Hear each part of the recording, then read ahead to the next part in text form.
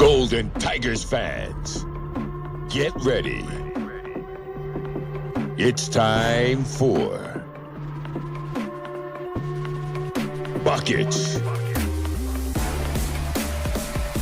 blocks, spills, thrills, steals, and slams. Thunder! Tuskegee basketball is next on the Golden Tigers Sports Network. Now, let's go courtside with the call. Here's Charles Ward. And we are at courtside in sunny St. Thomas, U.S. Virgin Islands, getting set for Golden Tigers basketball on the Golden Tigers Sports Network. Golden Tigers participating in the Virgin Island Classic. They will meet the Rams of Winston-Salem State University just ahead here inside the Eudora Kean Gymnasium. But we'll step out for a timeout. When we come back, we'll be joined by the head coach of the Golden Tigers, Beni Taylor. Hey, Tuskegee fans, I'm Reginald Ruffin, Director of Athletics, and you are listening to the Golden Tiger Sports Network. Go to you. One. And we're back live here at the Virgin Island Classic in pregame activity. Actually, a little bit before that, we got the warm-up session for our team at the halftime of the ballgame prior to that. And it's an opportunity for us to catch Coach Beni Taylor as we get set for Golden Tiger basketball. And, Coach, as we look at your team warming up for this ball game and recognize the fact that we're on the ground here in St. Thomas, Virgin Islands. Talk a little bit about this tournament, what it means to the Golden Tiger program being able to participate in this down in the Virgin Islands. Well, we're looking forward to the opportunity to play in front of a lot of people that don't get the chance to see us play. It's a destination tournament. The weather's been great. Just hope we can lock in. We still have a bunch of guys that's in the rooms cramming because we're in finals right now. So we hope to come out and play well today. I know we'll play hard, and we got to make some shots. Well, you're playing this ball game. It comes during the December part of the schedule before Right. you kind of get into the full throat of conference play. Right. And I know it doesn't mean anything as it relates to the standings, but it is an opportunity for you to kind of spread your legs a little bit, enjoy this scenic environment, and then, like you say, concentrate on basketball even more. Yeah, we're only going to enjoy if we win some games down here. Sure. To be totally honest with you, we've been trying to get into this for a while. We've been to some other events, and we just want to show the Tuskegee brand from an athletic side and be the standard. And when everyone sees us play, they really have a deeper appreciation for Tuskegee University and Tuskegee men's basketball.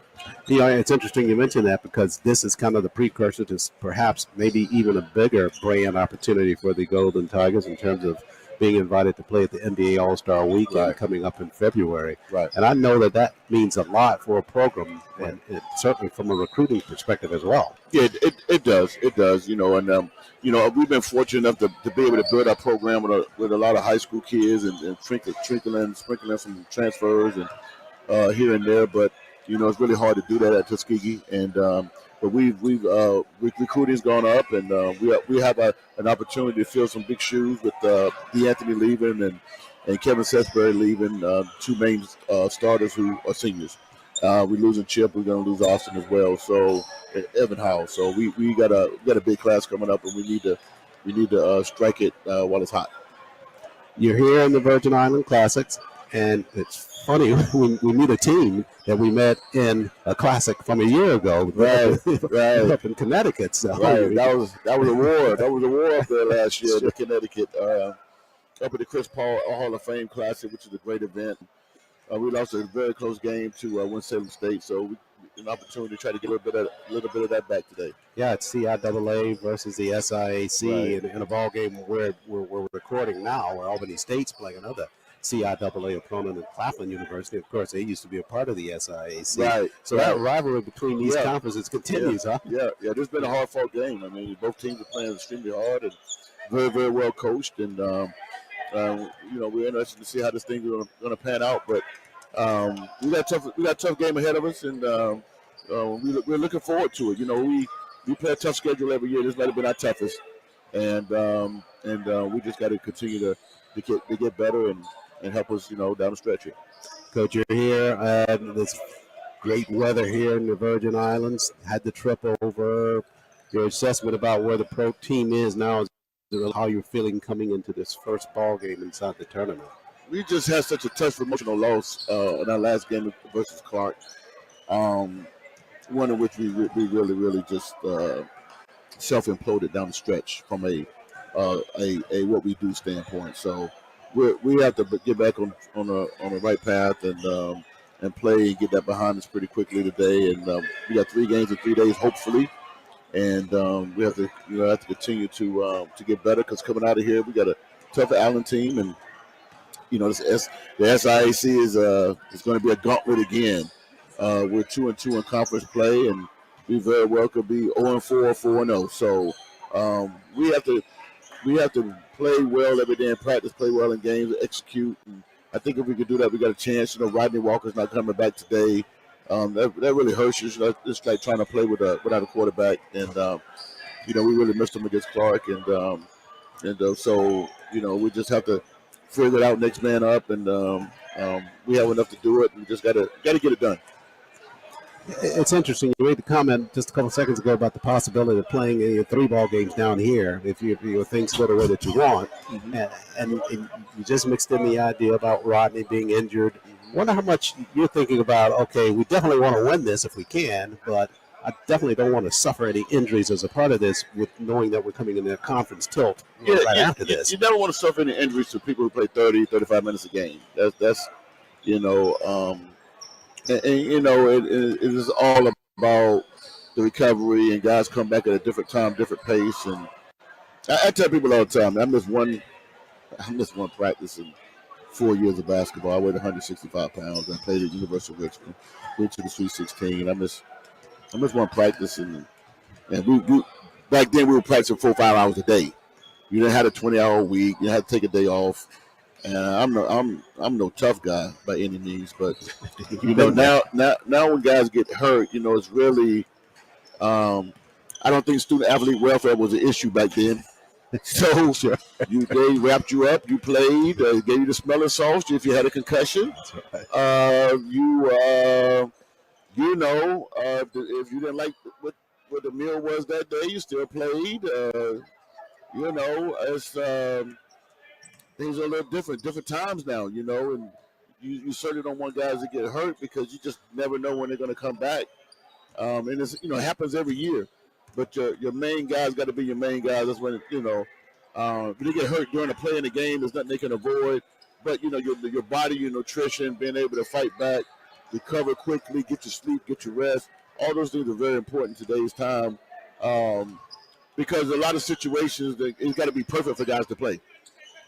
It's got to, how Charles, how it is. The tea leaves got to read correctly. The tea leaves got to read correctly when they get up in the morning for that's what every team in the country, even teams that are 8-0, I got guys that coaching all over the world. It's the same on every team. Sure. The tea leaves got to read just right for it to be just right. Sure. Perfect. Hey, I got you. Well, things are just right down here in the Virgin Islands. Yeah. Otherwise, any special plans for the team while we're down here other than playing? Depends on if we win or not. Uh-huh. So we have plans. We have some things planned, but it's going to. Sure. We have a win contingency, and then we have a lose contingency plan. So we're very organized, and we have a win plan, and we have a lose plan. Sure, I think they would rather be on the win plan. They never, hopefully we could do the win plan today, because we got to get ready for tomorrow. Indeed, yeah. Got to get ready for tomorrow. There's a guarantee tomorrow for sure. Absolutely. Yeah. Coach, we're going to see you after this first win on day one. Yeah, well, I'll be back. I'm going to let you know how them tea leaves look when I come back. We'll read them together, all right? We're going to read them together, shake them up, read them together. Head Coach Beni Taylor as the Golden Tigers get set for basketball action. We're live here from the U.S. Virgin Islands Classic. More after this timeout. Thank you, Charles. Yes, sir, brother. Golden Tiger fans, I'm Anthony Holloman, Commissioner of the SIAC, and this is Golden Tiger Sports Network. Golden Tiger fans, I'm Anthony. And we are back live here inside of Eudora Kean Gymnasium, inside the Virgin Islands, St. Thomas Island, getting set for the final ball game on day one of the U.S. Virgin Island Classic. Sponsored by, yes, the Youth Entrepreneur Solutions out of New York, covering or presenting this classic every year down here in the Virgin Islands. Glad that Tuskegee is a part of it this year. Golden Tigers getting set to meet the Rams of Winston-Salem State University. And basketball action, head coach Beni Taylor talking to us in pregame. And he will be going up against Corey Thompson, head coach of the Rams of Winston-Salem State in his first year in an SIAC versus CIAA basketball contest. Just a little bit of vibration from our studio production. Hope we can get that cleared up and get to one tone. And there we go as the Golden Tigers come into this ballgame 3-5 and 2-2 in the SIAC play. Predicted to finish second in the West. A lot of conference basketball still ahead for the Golden Tigers, but right now, we got our shorts on, sandals, and basketball action just in front of us as we're live in St. Thomas, Virgin Islands. As the U.S. Virgin Island Classic continues, this is the final ball game of day one. Golden Tigers getting set to meet the Rams of Winston-Salem State. The winner of this ball game will meet the Golden Rams of Albany State tomorrow at 1:15. Loser will play tomorrow morning at 9 against the University of Fort Lauderdale. So the Golden Tigers getting set to meet the Rams of Winston-Salem State for Tuskegee. It'll be Kasame Draper jumping in the middle. Kevin Seasbury starting today in place of injured Rodney Walker. Looks like it's going to be Julian Watson getting a start this afternoon. Austin Taylor starting, as well as D.A. Pennington, the 5 for Coach Beni Taylor for the Golden Tigers of Tuskegee. So that's Pennington, Watson, Seasbury, Draper, and Taylor with the start here in St. Thomas. For the Rams of Winston-Salem, they're going to go with Michael Jones. Jumping it will be Abu Kamara. Also out on the floor for them is Wesley Tubbs III. Jaden Thompson, the guard out of Charlotte, North Carolina. And rounding out their 5, Jeremy Dixon. So those are the 5 for Coach Corey Thompson. So, fresh 20 on the clock. First half of play here for the Golden Tigers in the Virgin Island Classic. And the taps up and controlled, and Tuskegee dressed in all black.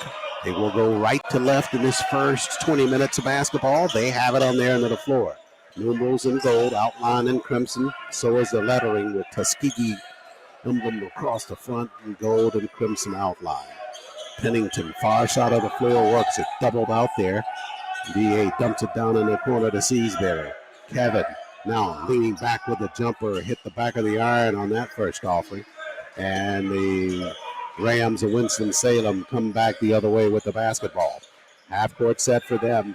Jaden Thompson handles, shoots the jumper from out front, whistles down low, tie up underneath the basket. Draper was down low.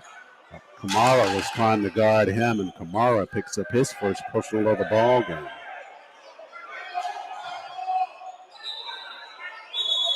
So the basketball to Tuskegee, but full court pressure by the Rams of Winston-Salem State.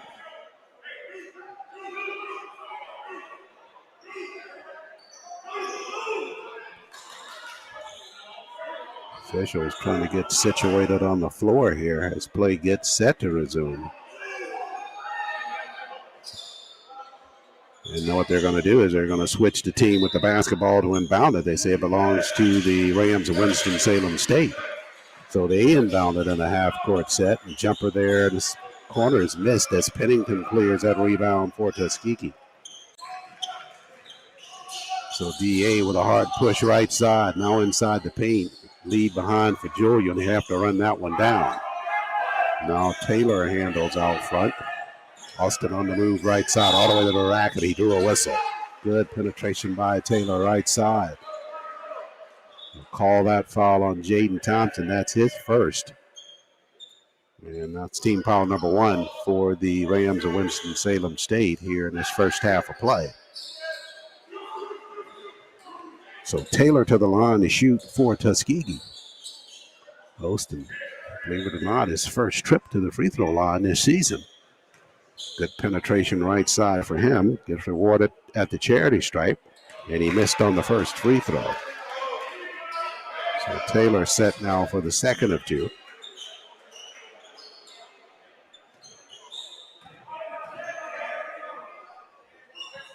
And Taylor missed them both. And a rebound to the Rams of Winston-Salem. They'll push it down in the corner. And they throw it right over to Pennington. Turnover for Winston-Salem. DA trying to make them pay for it. Lost it in the paint. Seasbury got it. Seasbury, spinner, falls good for Tuskegee.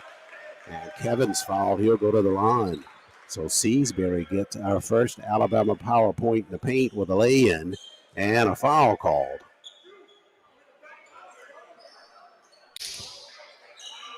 Kevin, good job, work for him at the free throw line.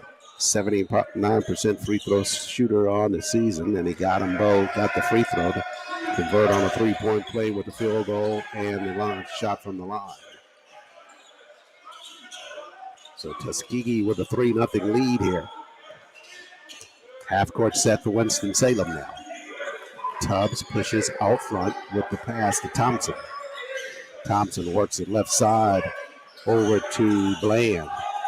Now down inside the paint. Leaning jumper there. That shot's off the mark by Kamara on the inside. Tuskegee quickly back the other way. Right side Pennington. DA cross dribble bounce pass at the block. Draper. Draper double there. Back out Taylor. Pennington. Watch the defense fly by. Taylor for 3. Missed on that shot. Rebound fought for. And knocked out of bounds. It'll stay with Tuskegee on their end of the floor. Coach Taylor quickly going to his bench now as Watson and Taylor depart, and Trey Crawford and Chip Culpepper make it out on the floor. Crawford, the grad student, and Culpepper coming out on the floor, the redshirt junior. Pennington looks inside, comes up top to Draper instead. Across the floor to Culpepper with 17:53 left, first half of play. Foul on extended Draper. Draper works hard. They got an eye to the right side, but he got the shot airborne nonetheless. Missed on the shot, though. Rebound cleared, and here comes Tubbs and Winston-Salem. 3-0 lead for the Golden Tigers of Tuskegee. And up top with the basketball is Thompson. Now down in the corner, 3-point offering there. That shot is off the mark, but a rebound and a putback on the inside. Good follow there by Jeremy Dixon. He missed on the shot in the corner, but able to get inside and get the lay-in on a rebound. Crawford, bounce pass, Draper, double for him, back to Trey. Now, Draper again, floater to the glass and a whistle. Tuskegee working that basketball on the inside to Kasami. And Kasami drawing a foul on the inside. I believe they call that foul on Tubbs on the inside. That'll be his first. And Draper to the line to shoot. Team foul number 3 on the Rams.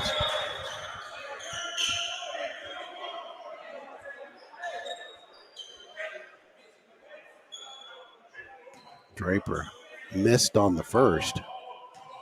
Draper struggling from that free throw line. 1 of 2 this trip to get his first point of the ball game.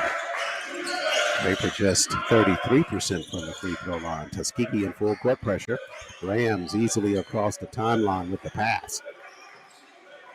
Thompson handles out front. Now across the floor. Up top they go with it to Dixon. Dixon hard push right side, shot at the block. I believe Seasbury got a hand on it, but they're going to get him for a personal foul. So Kevin's picked up that personal. That's his first. It was a shooting opportunity for Dixon, so he'll be at the line shooting for the Rams of Winston-Salem. He's got their only field goal at this point. Now at the line to shoot 2 free throws. Spins the first one good for Winston-Salem. Dixon on the season, perfect from the free throw line for the Rams. He makes it a 4-3 Tuskegee lead, a chance to tie it with a second free throw. And we're tied at 4. Full court pressure by Winston-Salem. Culpepper to Pennington, now across the floor to Seasbury. Kevin to DA, DA back to Kevin. All the way through, reverse lay-in, nicely done by Seasbury. Seasbury on that HBCU watch list and showing exactly why he warrants being on that list. Good penetration, got the lay-in. He's got 5 of the Tuskegee 6 points. They lead at 6-4. 6:16 remains, first half of play. Half court set for the Rams of Winston-Salem. They slide through, right side floater to the glass, and it rims good for Micah Jones for Winston-Salem. So Jones with his first field goal, and it's a 2-point lead for Tuskegee. DA across the floor now to Seasbury. Kevin and Draper there. They work at the Draper inside and they throw it too deep. Turnover to the Rams. Back the other way. Left hand lay-in is good by Tubbs. So Tubbs took advantage of his height and showed some quickness in that transition. And the Rams claim their first lead of the ball game, 8-6 over the Golden Tigers. Up the floor, Culpepper now. Chip doubled. Back out the DA. 15:25 left first half. Tuskegee trailing by a field goal. Draper away from the basket this time. Cambridge is out on the floor. He handles out top. Dillon hard push right side. Floater is good by Cambridge. So Dillon got his first 2 of the ball game. And he ties it at 8 each. Cambridge, the redshirt sophomore from Marietta, Georgia. Half court set for the Rams now at 15 minutes left first half. Across the floor, Thompson handles. Slides it down at the block to Camera. Camera all the way through, got a reverse lay-in right side. Nice work by him underneath the basket, and he gives the Rams a 10-8 lead. Full court pressure by Winston-Salem. Seasbury doubled in the backcourt, shuffles across to Pennington. DA slides it inside. Good head fake by Draper. Draper to the glass, missed on the first. Tap, missed on the second. And the rebound cleared by Winston-Salem. Thompson got it for them. Now, right side, on the move, down in the corner. And across the floor, jumper from outside. That one's rattled good. Good look at that one. And knocking it down for the Rams with Michael Jones, his second field goal of his first half. They lead 12-8. Pennington across the floor now to Seasbury. DA, rainbow 3. Oh, boy, that's right at the bottom for Pennington. I don't think it barely touched the net. DA with his first field goal. It's a 3-pointer. Make it 12-11. He, too, on an HBCU watch list. Half-court set, left side on the move, Dixon. Dixon's floater trims and falls, good for him. He's got 6 in the first 20 minutes. It's a 14-11 lead for Winston-Salem. Quickly back the other way, Culpepper. Cambridge for 3. Short of the mark. Culpepper tipped it. Seasbury gives chase. Tried to save it, but they got him on the inbound line. So nice hustle there by Kevin, just not enough real estate. 13-14 remains first half. Golden Rams with a 14-11 lead over the Golden Tigers of Tuskegee. Come to our first break here inside Eudora Kean Gymnasium. Back with more TU basketball on the Golden Tiger Sports Network after this timeout. Tuskegee fans, this is the Golden Tigers Sports Network. Hey, future business leader. Launch your success story at one of the nation's premier HBCUs. Learn cutting-edge practices and feed your entrepreneurial spirit. Tuskegee University. We get the business of business education. Home, where you hang out with friends, do homework, relax, explore, where you can be yourself. Come home to Tuskegee University. Get the education that changes lives, including your own.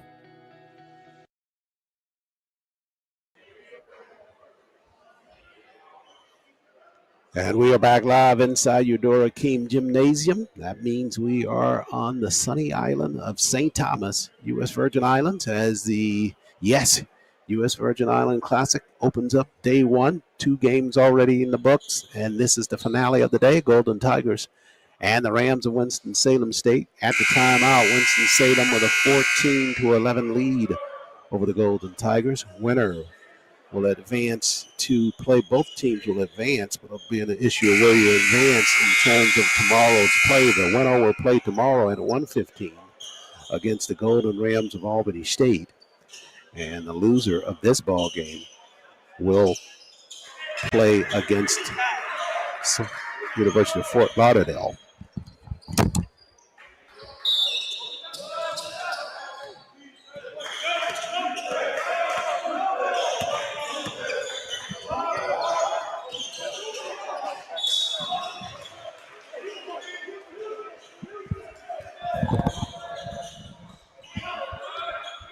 Apologize for that technical break. 13:05 left first half of play. Across the floor, the Rams will inbound that they lead it 14-11. Out front now, left side with the basketball. Rams have it. They work it down in the corner. Good tough defense by the Golden Tigers. Rams pushing it back out front. Now Jones handles. 3 to shoot on the shot clock. They got it out front with the jumper. Dixon missed on the shot. Basketball tapped around. It's loose on the floor. Taylor fights free to get it, but it looks like it's going to stay with the Rams of Winston-Salem. 12:42 remains first half. Half court set for Winston-Salem. Jumper left side, whistles on the play. Taylor was guarding Tyree Boykins. Boykins at 6'1" with a height advantage, trying to take advantage of that. And they'll get Taylor for the foul. So Ostin's picked up his first. And that was a shooting foul, so Boykin will be at the line shooting for the Rams of Winston-Salem. Boykin, 77% free throw shooter for Winston-Salem. His team overall from the free throw line, they shoot 65% coming into today's play. 12:35 remaining first half. First free throw is good by Boykin. So he extends the Ram lead to 15-11 and gets his first point of the ball game. Out on the floor now for Coach Thompson, Lance Gill, the sophomore from Charlotte, North Carolina. He replaced Tubbs in their lineup. 12:35 remains first half. Julian Watson, that is, for Tuskegee, back out on the floor, the junior from Baton Rouge. He'll replace Taylor in the Tuskegee lineup. Rams leading at 15-11 after the first free throw by Boykin, and he has one more coming.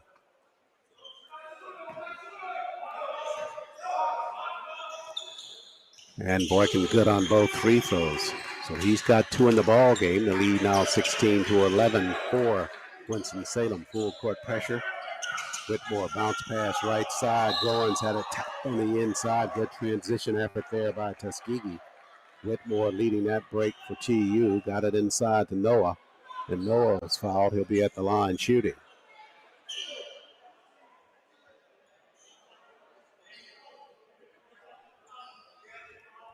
So Goins, the freshman from Mansfield, Texas. A couple of free throws coming here. Tuskegee as a team from the line at 50%. And Goins at the line just at 25%. Hadn't had a whole lot of opportunities there from the line. But the percentage definitely not in his favor right now. 12:29 left first half. Tuskegee trailing 16-11. Noah, first free throw, got that to fall. Gets his first point of the ball game. Cuts into that Ram lead, 16-12, with one more coming.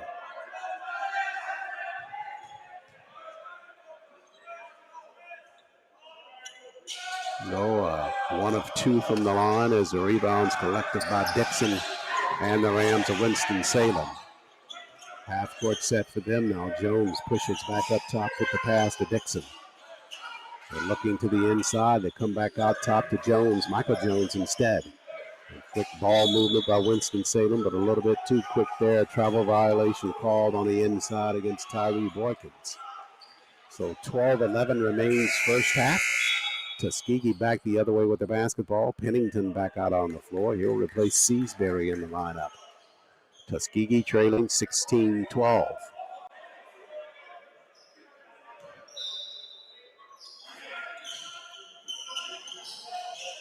Watson with it in the backcourt.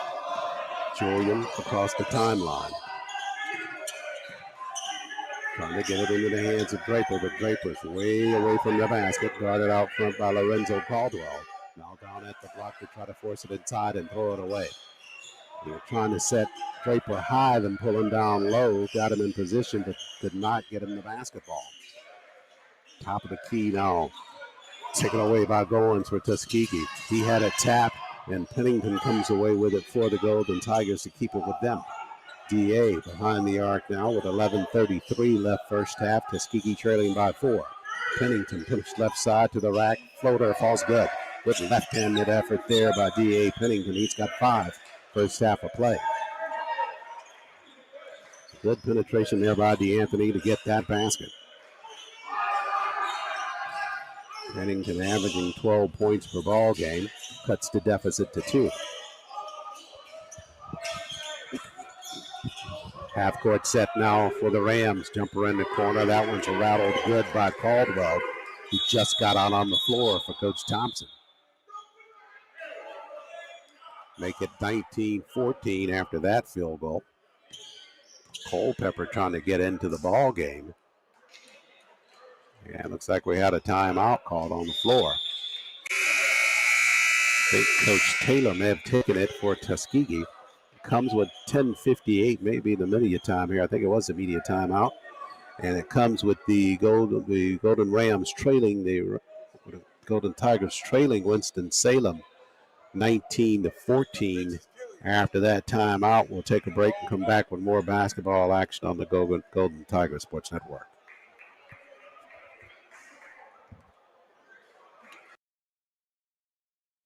Hi, I'm Aaron James, head coach at the Tuskegee University. Thank you for listening to the Golden Tiger Sports Network. Go TU. Are you looking for education that leads to career success and something more? We are Tuskegee University, one of the nation's top-ranked HBCUs. We believe in education to fulfill your purpose. Here, you work hard because you dream harder. By pursuing your purpose, you will make a difference. Are you ready for something big? Let's get started.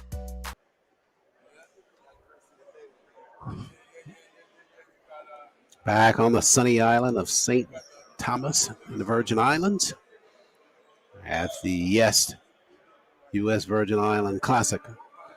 Eudora Kean Gymnasium, Golden Tigers. And the Rams of Winston-Salem final game of day 1 basketball. The winner of this ball game will meet the Golden Rams of Albany State tomorrow at 1:15 out of the winner's bracket. It's tournament set up where each win earns you 50 points as a team. And if you lose, you earn 25 at the end of the day. Tomorrow, the team with the 2 highest points will play in the championship ball game on Sunday, that is. Watson, after the timeout, works it left side to Draper. Up top to Noah Goins. The freshman pushes across the floor to Pennington. Draper now with it in the corner. Bumping, doubled at the block. And Draper trying to fight it to the rack. Got it there, and somehow Kasami got that lay in, and he's fouled. He'll go to the line for Tuskegee. Kasami, when he almost looks like he's about to give up on that play inside the paint, just makes that second or third effort toward the cylinder. And he drew a foul, and he'll be shooting here for the Golden Tigers. We got the lay-in. Chance to cut the lead to just 1. Draper with the free throw, missed on the shot. Rebound collected at the block by the Rams. Kyle Ingram got that for them. They'll have it in the backcourt, but full court pressure by Tuskegee. Whistles. And a timeout taken by Coach Thompson. That full court pressure applied by Tuskegee. He was surprised by that, and he took a timeout as a result. 10:26 remaining in this first half. Tuskegee's cut into the Ram lead at 18-16. And Coach Taylor taking the chance now to get into the face of the referees after that call in the backcourt. Coach Taylor, you just know he works the referees. You look at him and you see him talking to the officials. He's just so serious. But at some point, you see him kind of back off and crack a wry smile after that as well. And now, coordinator of the tournament, Ernest Ruffin, going in and talk to the officials as well.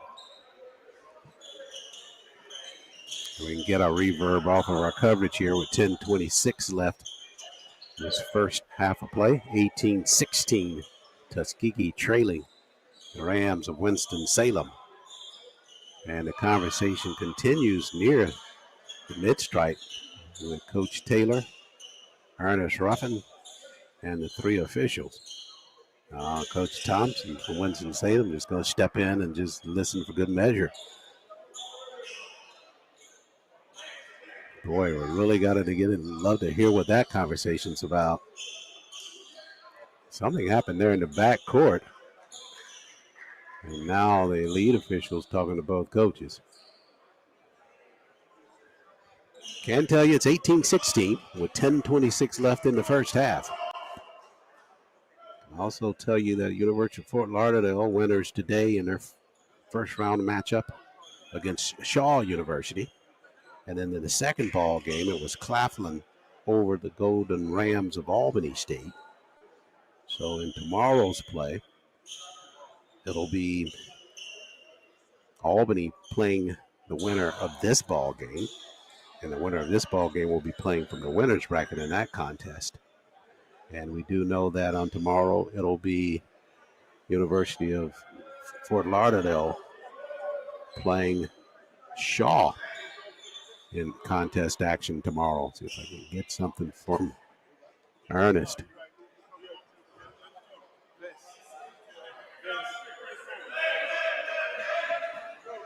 And the officials are still conferring there now at midcourt. And Coach Taylor still a little bit turned and twisted by the officiating crew. And Ernest Ruffin, the tournament organizer, coming back our way, trying to see if I can't get at least a heads up about what that was.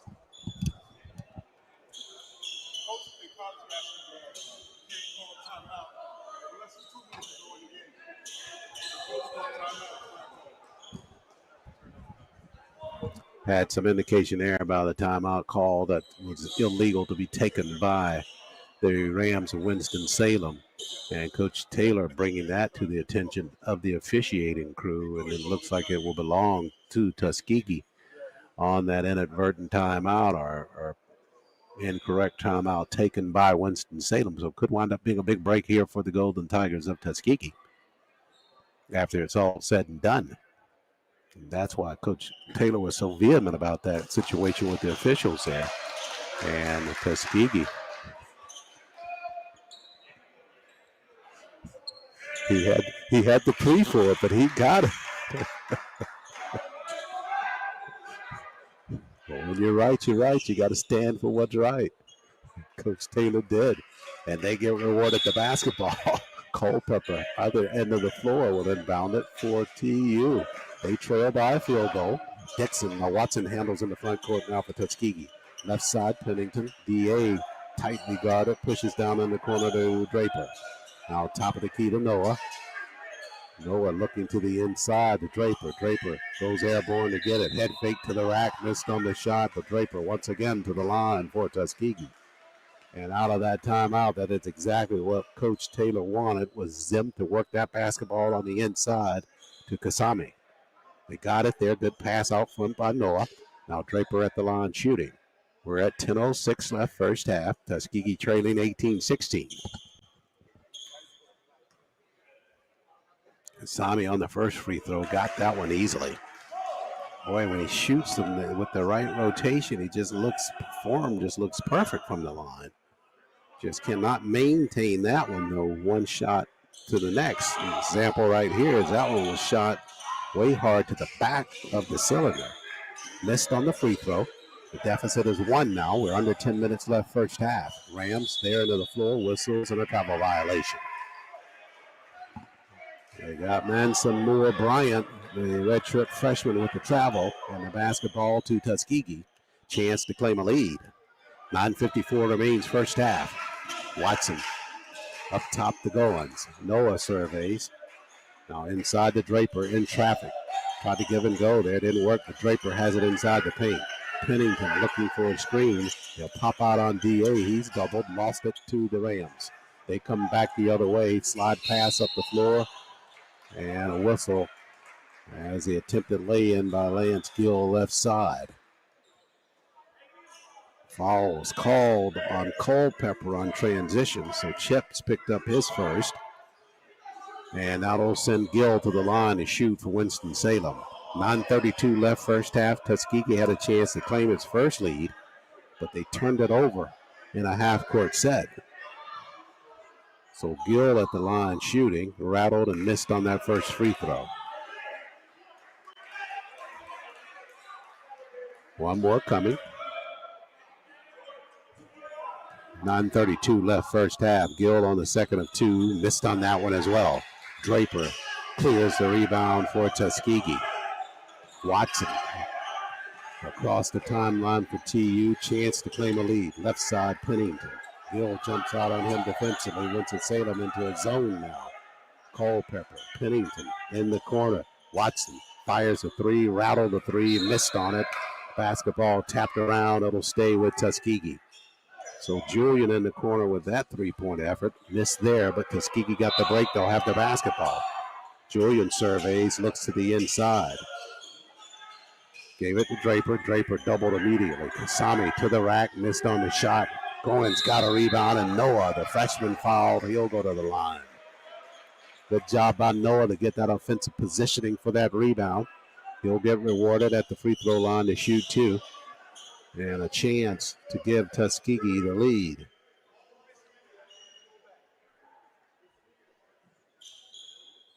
I think they called a foul on the inside on Ingram for the Rams of Winston-Salem. And Goins knocks down that first free throw for Tuskegee. Good job by him. That's his second point of the ball game. He got a free throw earlier in the contest. Freshman sets for the second. Give the Golden Tigers a lead. Cox aims, fires, missed on that second shot. Rebound controlled on the inside by Ingram now. Tuskegee in full court pressure as we're tied at 18. Top of the key. Moore Bryant handles.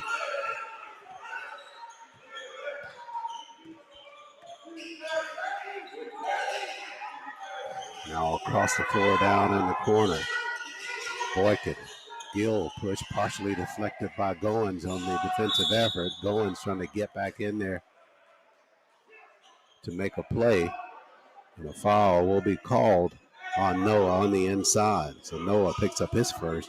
Good hustling effort by Noah, though, as Watson takes a seat. And Seasbury back out on the floor now for Coach Taylor and Tuskegee. Entry pass blocked away. Noah, good defensive effort there, diving at that basketball.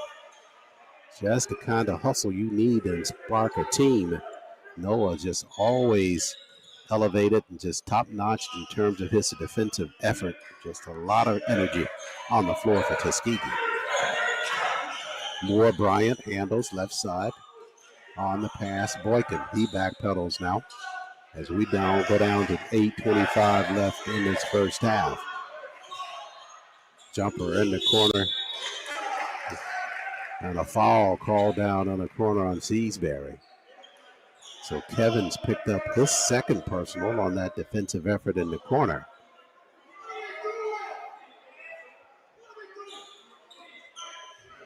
So Seasbury picks up his second at the line now. It'll be Tyree Boykin to shoot.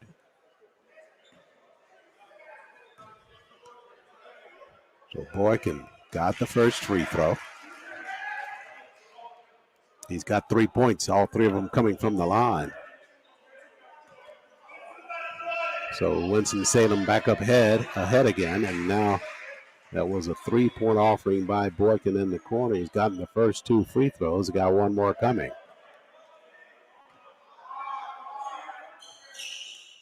And Boykin true on all 3. He's got 5. Tuskegee trailing 21-18. Pennington in the backcourt. He'll come across the timeline. Seasbury right side at the block. Draper. Draper lets the defense fly by, and Kasame got the lay-in. He's got 6 in the first half for TU. 21-20, Winston-Salem leads with 8 minutes left.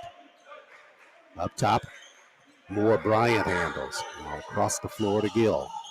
Gill, back to Moore Bryant. They're trying to set it right side. On a move, Moore Bryant pushes back out front. Lee behind, taken away by Pennington for Tuskegee. Good anticipation by D.A. He'll run the floor right side. Up top, Seasbury for 3. Front of the iron. May have been fouled, but no call. And a whistle down in the corner this time. I think it's going to stay with Tuskegee. And Coach Taylor all the way out in the middle of the floor saying you didn't see that 3-point foul on my guy Seasbury, and you called one down in the corner on the other end. That was a lot more suspect. Well, you can say that, but they're not going to listen to that. 7:29 remains, first half, media timeout. 21-20, the Rams lead the Golden Tigers. More Golden Tiger basketball just ahead on the Golden Tiger Sports Network. Tuskegee fans, this is the Golden Tigers Sports Network. STEM careers are one of the fastest growing fields, yet women of color comprise less than 10% of the workforce within these high-paying jobs. Tuskegee University is changing this. In 2018, we were awarded a grant from the National Science Foundation to develop computer science career awareness for young African American women. In 2019, we established the Campaign for Leadership and Excellence Scholarship. It provides future female engineers with financial support to pursue their educational goals. Today, Tuskegee continues to educate African American women in STEM fields, empowering them to pursue their chosen careers and providing the foundation they need to transform science, medicine, and technology. If a STEM career is in your future, explore what Tuskegee can offer you.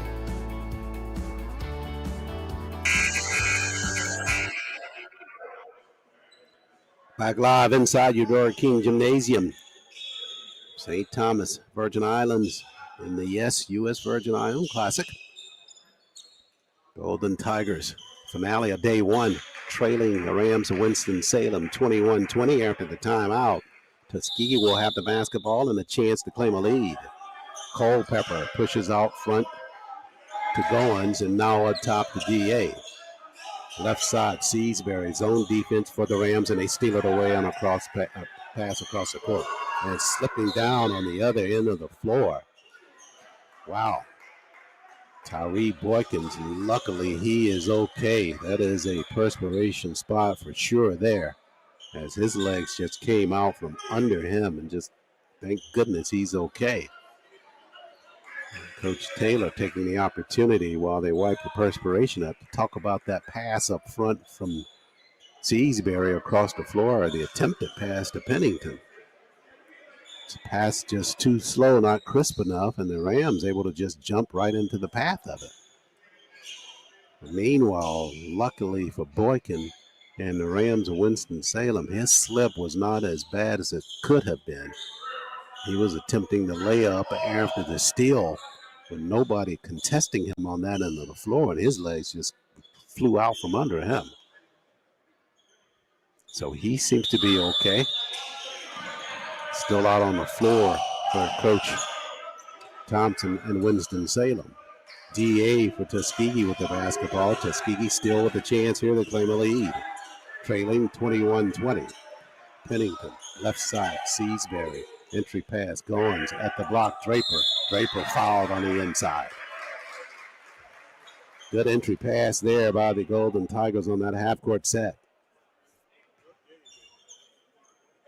Foul call on the inside. This one's going to go against, looks like it's going to be Gill picking up that personal for the Rams.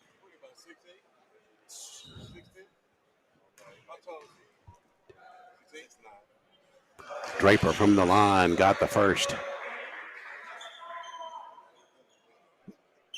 So he ties it at 21 each.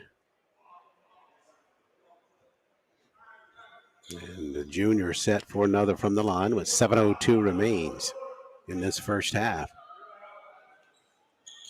And Kasami got them both from the line that trip.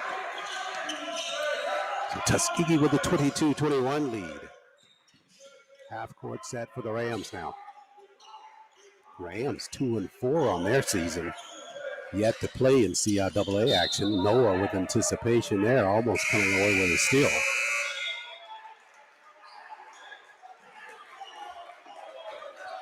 Substitutions out on the floor now for Coach Thompson.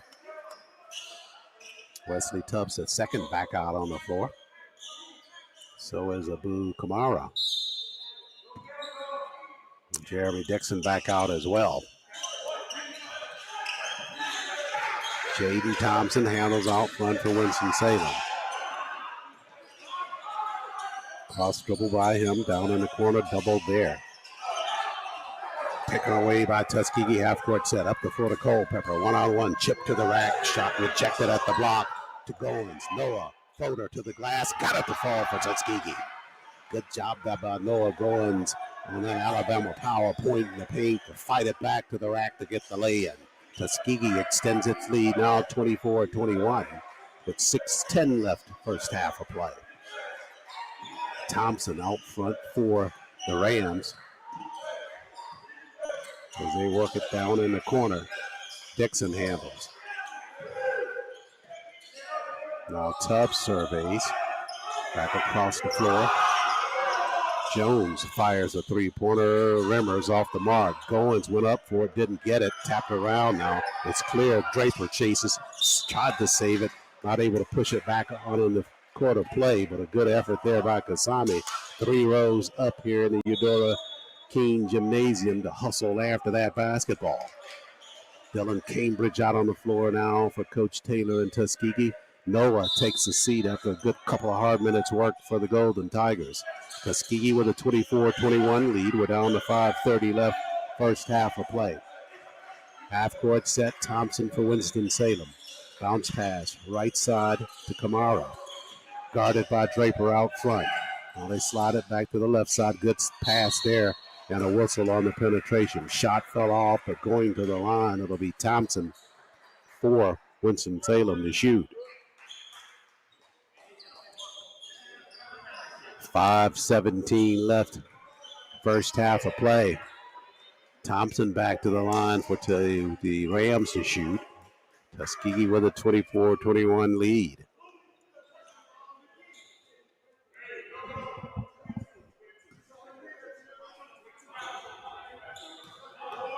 Thompson looking for his first points of this first half. Got that first free throw. Cambridge down at the block. So is Draper. Ready for a missed free throw to get a rebound.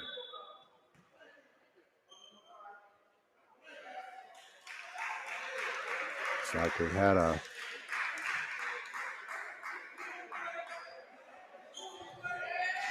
we have a technical foul called.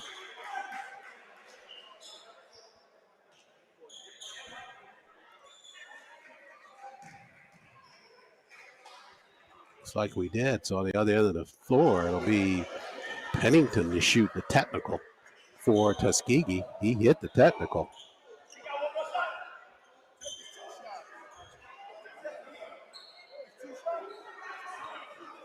The officials only awarding one shot on the technical down for Pennington. And back at the line, it'll be Thompson to finish off his 2 free throw effort. He made his first. Winston-Salem trying to get Boykin back out on the floor. He does make it back out. And he will replace Jones in their lineup. Second free throw, that one shot hard. The rebound comes clear to Kasami Draper. 25-22 TU leads. 5:10 left first half. Seasbury across the timeline now. Tuskegee trying to build on its lead. Seasbury facing that Ram zone defense. Seasbury fires a three. Rattled, missed, but there on the backside is Draper for the putback. An Alabama power point in the paint for Draper. And he makes it a 27-22 lead. He's got 10 in this first half. Draper really going to work inside the paint. Rams half-court set now. They'll slide it left side with the pass to Boykin. Now back over to the right side. Good defensive work by Tuskegee. Behind the arc, jumper there off the mark by Boykin. Rebound fought for. Cambridge comes away with it for Tuskegee. Had to scramble for it, but pulled it in. DA across the timeline now for TU. Left side, Seasbury. Trying to get it inside the Draper if they can. Culpepper slides to Cambridge. Bounce pass to Draper. And he is mugged at the block. And Kasami going back to the line for Tuskegee. Excellent ball movement by Tuskegee in that half-court set. 4:06 remains, first half of play. 27-22, Tuskegee with the lead. Crawford back out on the floor. And he'll have to wait. I think he's going to get Draper out of the lineup. Kasami with that good hard work on the inside. He's at the line to shoot.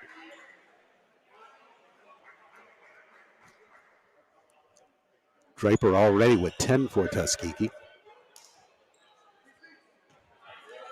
Couple of free throws coming here. Two perfectly tossed free throws the last time there at the line. This one back of the iron. So it's Seasbury, Cambridge, Pennington, Draper, and Culpepper, the five on the floor now for Coach Taylor. But Crawford at the scorer's table, soon to replace Draper after this free throw. Kasami missed on them both. Rebound cleared on the inside by Dixon and Winston-Salem. 4 minutes left first half.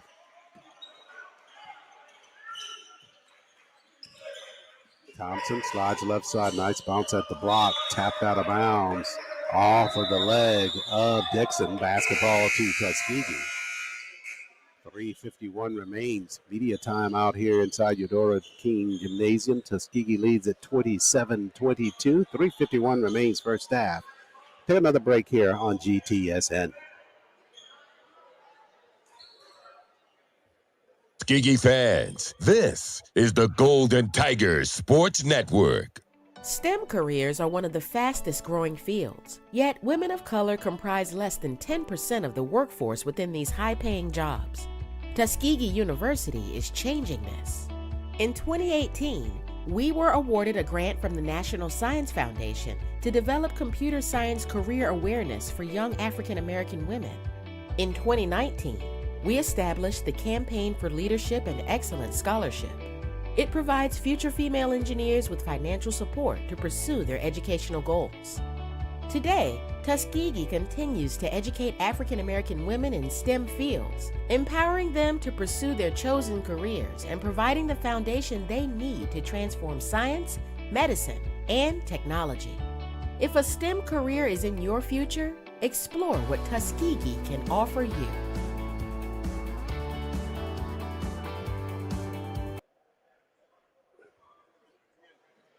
Back live here inside the Eudora Kean Gymnasium.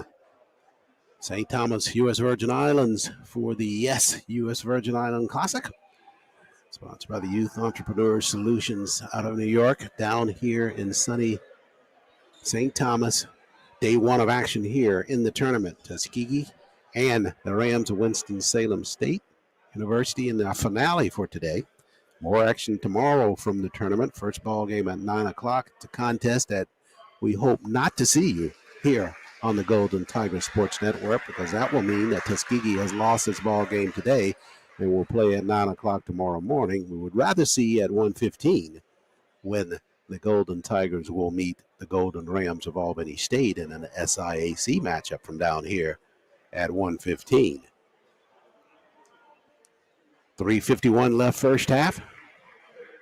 Tuskegee with a 27-22 lead over the Rams of Winston-Salem. Tuskegee trailed most of this first half, but have gotten some really good, solid play defensively in transition basketball and working the basketball nicely inside to Kasami Draper. A lot of good things happening for them as a result.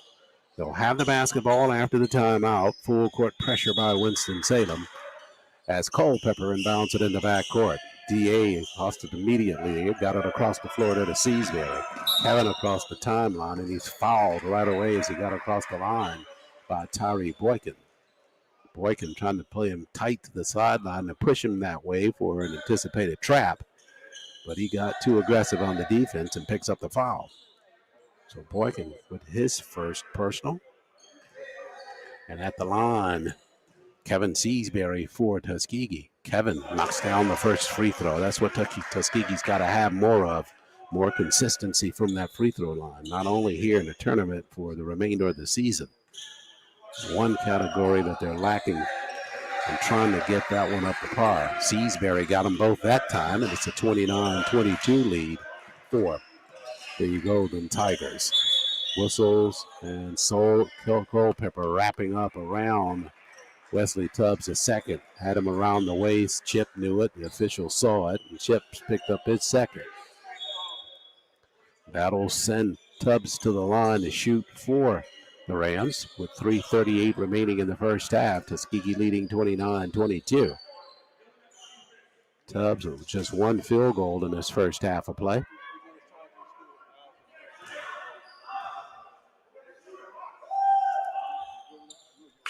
Got the first of a 1-and-1, so he's got 3 in the ball game.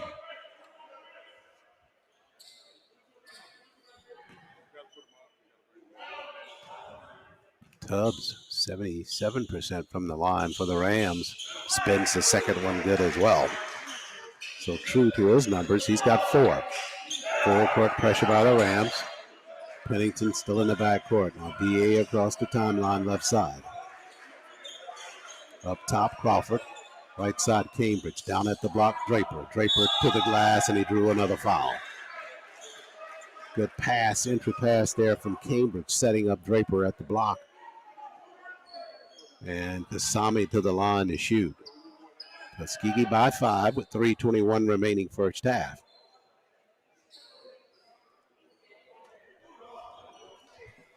The team that Tuskegee last met during last season in that Chris Paul tournament up in Connecticut, as Kasami missed on the first of 2 this trip. So they're reuniting or rekindling that matchup down here in St. Thomas. Kasami 1 of 2 from the line as he knocks down the second free throw. They get 30-24.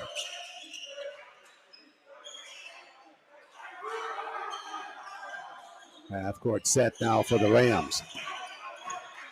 Thompson out front. Works it right side, lost his dribble on the floor. Tied up there by Seasbury, ball call. And the arrow looks like it's going to stay here with the Rams of Winston-Salem.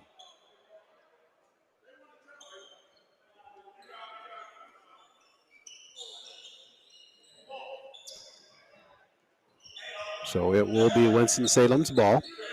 3:02 left first half.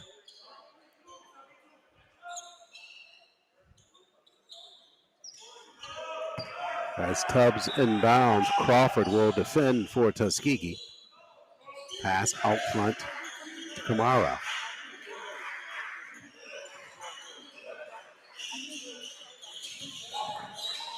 Euro step on the inside. That shot fell off the mark by Tubbs penetrating, but he drew a foul from the Golden Tigers on the inside. Goins set to come in next dead ball for TU.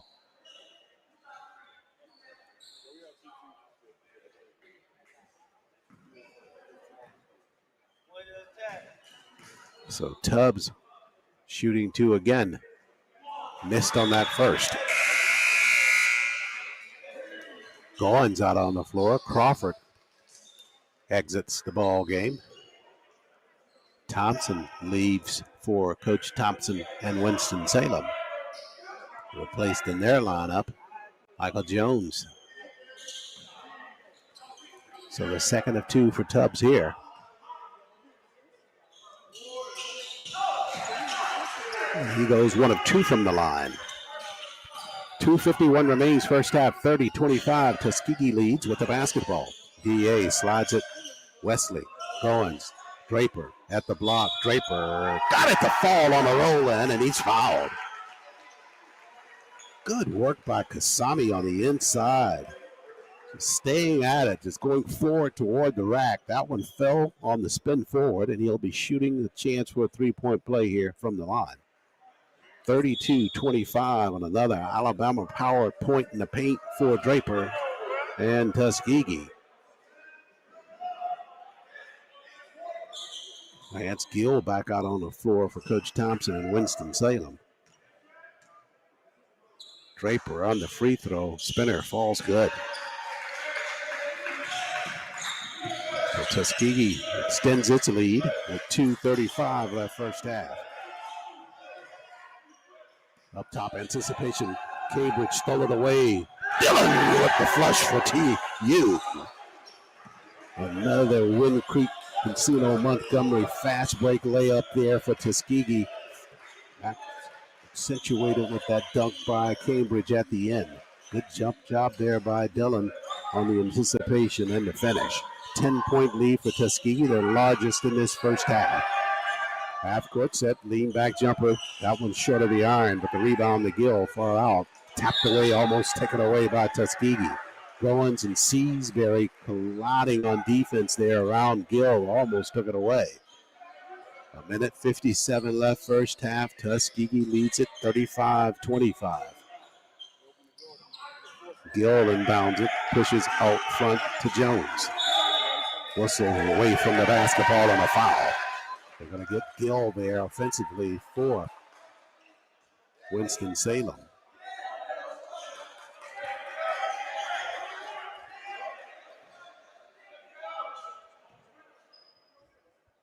And that's his first. And Tuskegee with it in the backcourt now, on a chance to take their lead to 12. Pennington across the timeline now. Entry pass, Goins. Noah at the foul line, works it hard right side. Travel violation call right side. That basketball was tapped, I'm sure, by the Rams of Winston-Salem, but the turnover gives it back to them. With 1:39 remaining and Tuskegee up by 10. Gill departs. Back out on the floor for Coach Thompson now is Moore Bryant. Jones, right side. Work it into Kamara. Now back out front. Pass batted, and DA took it away for Tuskegee. Nice anticipation by Pennington. Right side, Dillon. Dillon back up top to Pennington. The absence of Rodney Walker. Pennington having to run more as the point guard. Almost had that one stolen away right side. Tuskegee will keep it, though, with 70 seconds left first half. Far side of the floor, Cambridge set to inbound it. Pushes to Pennington. Left side, Seasbury.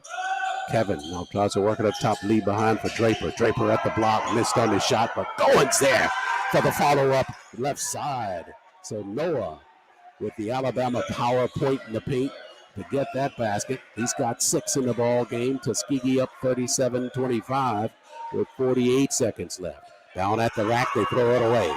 Goins comes clear with it for Tuskegee. Outlet pass to Pennington. Pennington across the floor to Seasbury. Kevin surveys, back up top again to DA. Tuskegee would love to get another basket here before the halftime. DA works it left side, slides all the way through, in the corner, up top, Kevin on the move. It's foul line extended jumper. Seasbury knocks it down for Tuskegee. He's got 9 in this first half now for TU. The lead is 39-25 with 10 seconds left. Rams with it on their end of the floor. They hoist a three-pointer. Missed badly on that. 6 seconds left. Tuskegee may be able to get one off here. Draper got to hurry. Draper had it tapped from behind.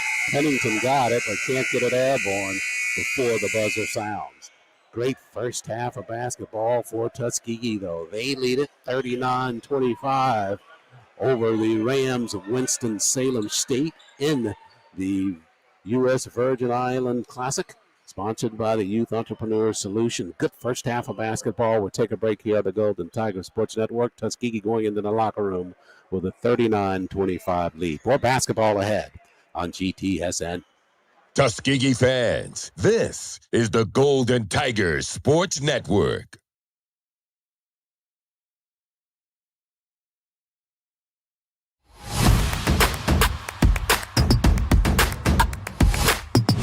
Back the other way, Cantone. Euro step left side, and she got the lay-in for Tuskegee. Jumper, right corner. Boland's true for Tuskegee. Boland, running jumper, knocked it down. It's exactly what Tuskegee needs. Tuskegee, nice bounce pass at the block. Draper there, and he finishes with the clutch for Tuskegee. DA for three. Oh, yeah. Pin over to Kevin Seasbury. Alley-oop at the block. Crawford again. Now up top, Walker. Walker's free, fires a three, drains the three for Tuskegee.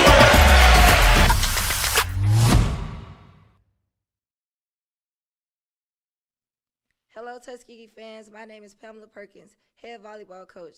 Thank you for listening to the Golden Tiger Sports Network. T-U. You know.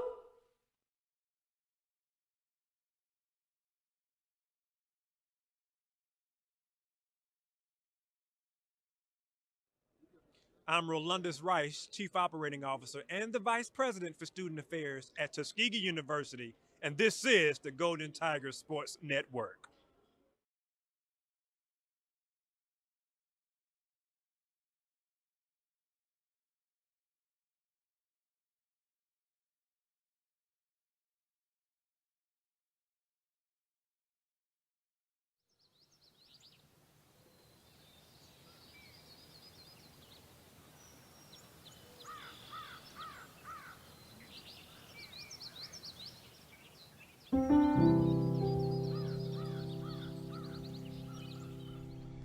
Tuskegee didn't start off as a big campus. It started off in a small shack in the back of a church. The focus was always to build the community up.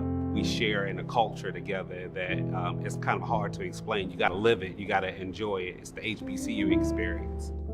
It's nothing short than beautiful. So my name is Dia Hunter. I am an assistant professor of construction management here at Tuskegee. The students make the institution special. You're gonna deal with students that are brilliant, students who have a mind for construction. They bring diverse backgrounds, diverse ways of life. I love sharing this with students. I love giving them the tools that they need in order to be great at it. Just because we're at HBCU doesn't mean our education is different. Don't get me wrong, we have different values and traditions and culture and things like that. So we're gonna have different outlooks, different understandings on things, and that makes for a bit. And welcome back, everybody. We're live at a halftime of the ball game between the Golden Tigers of Tuskegee and the Panthers of Clark, Atlanta. Special guest joining us at this halftime, and we're honored to have her as a part of our coverage this afternoon. Charlotte Hopkins, the 1985 grad of Tuskegee University. She is also president of the Atlanta Tuskegee Alumni Club. And Charlotte, we thank you so much for joining us at halftime. Thank you for having me. Well, it's a pleasure to have you here. First of all, we want to just thank you and the alumni chapter out of Atlanta for just being such a strong supporter of the Golden Tigers Sports Network and our effort to cover Golden Tigers athletics. You all have been tremendous, and we're just hoping that that kind of attitude continues to spread amongst the chapters across the country. I think so. We have 4 chapters here in Metro Atlanta. We all work together and we push together. So we appreciate everything you do as well. You're an alum of Tuskegee. We talked about the year that you graduated. Reflect a little bit about your experience as a student at Tuskegee. What's so unique about that experience at TU? I tell you, it is the feeling of family. I came to Tuskegee at 18 in 1981. And in addition to strong academics, the feeling of family, they're friends that I have that we met freshman year in 1981, and 40 years we are still close knit. We come to homecoming, we feel it's important, but we also feel it's important that we support Tuskegee and allow other students to feel the same thing. So it's a feeling of family, it's a feeling of belonging. Most of us have gone out into either owning our own businesses or into the corporate arena where you have all kinds of people. There's nothing like that Tuskegee spirit, and especially when you work with people who've gone to UGA or Harvard or Princeton or wherever, they don't understand what it means to us to come back to homecoming. Well, I know you were there at homecoming this year and always there annually for that. We appreciate you doing that and your support of athletics continually. As a part of the leader of the Atlanta chapter, let's talk a little bit about some of the engagements that you all have. And you talked about trying to make a path available for students to potentially come to Tuskegee. I know you all have some annual events that you put on to ensure that path continues to stay open. We do. We have the annual back to school barbecue that's gone on for over 20 years. And it has progressed, from giving students linen and sheets and towels and things like that about 15 years ago to now giving them gift cards. We do have an endowed scholarship that is a retention scholarship. It is close to over $1 million now. And it has, over the years, allowed us to give over $30,000 in scholarships for at least the past 5 years. That was the vision of, Mr. Holman Edmonds and, so many others to start that endowed scholarship back in the 70s, and it has grown. We also do a book scholarship for incoming freshmen, where we give them $300 every year for books. In fact, with the events that just happened during homecoming, the shooting, we have worked with students and reached out to students that came to the back to school barbecue over 2-3 years ago, just to make sure that they're okay. So we continue to check on them. We do spring jazz brunch, which supports the endowed scholarship. We do open house. We do local college fairs at a lot of the schools here in Metro Atlanta, just to tell them about Tuskegee. And these are things we do with the other three clubs in the area as well. I want to dial in on the open house because we just had that in October of this football season, and talk about the number of students that you impacted there by being able to bring them down to the campus for just that peek look inside of Tuskegee.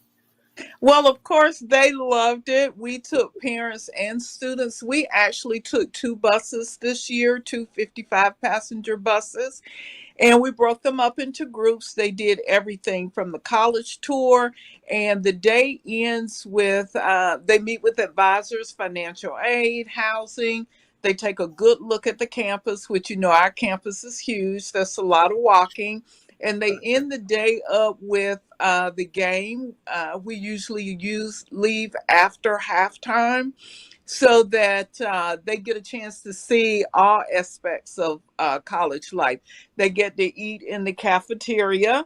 So that was interesting. And they have a really good time. And it's as much fun for the students and the parents as it is for alum, because we get a chance to show off our campus. Yeah, I know you weren't there as a part of the group that brought him down, but you had a couple of members of the club that were there. We talked to one of them at halftime, and she was just ecstatic about the number of kids that they had from the Metro Atlanta area coming down, and that's such a wonderful boost for the school overall. So congratulations for the work you all do all year long with Jazz Fest and the open house and everything else in terms of contributing to Tuskegee. Well, one of the things I wanted to talk to you about today, and glad you're on, because your club is creating kind of a unique initiative as it relates to something that was just announced with the Tuskegee basketball team on All-Star Weekend. They're going to be out there playing Morehouse in the HBCU Classic during All-Star Weekend at the Oakland Arena during the All-Star Weekend of February 15th.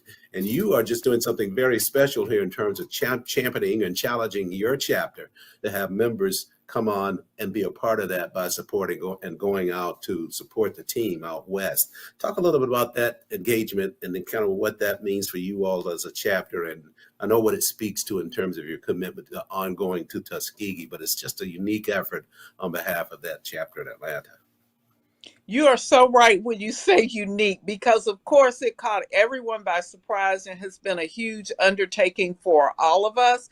But Cheryl Hawkins and Felita Hood are the chairpersons of the athletic committee, and all season long they have put in have coordinated bus trips to follow the team.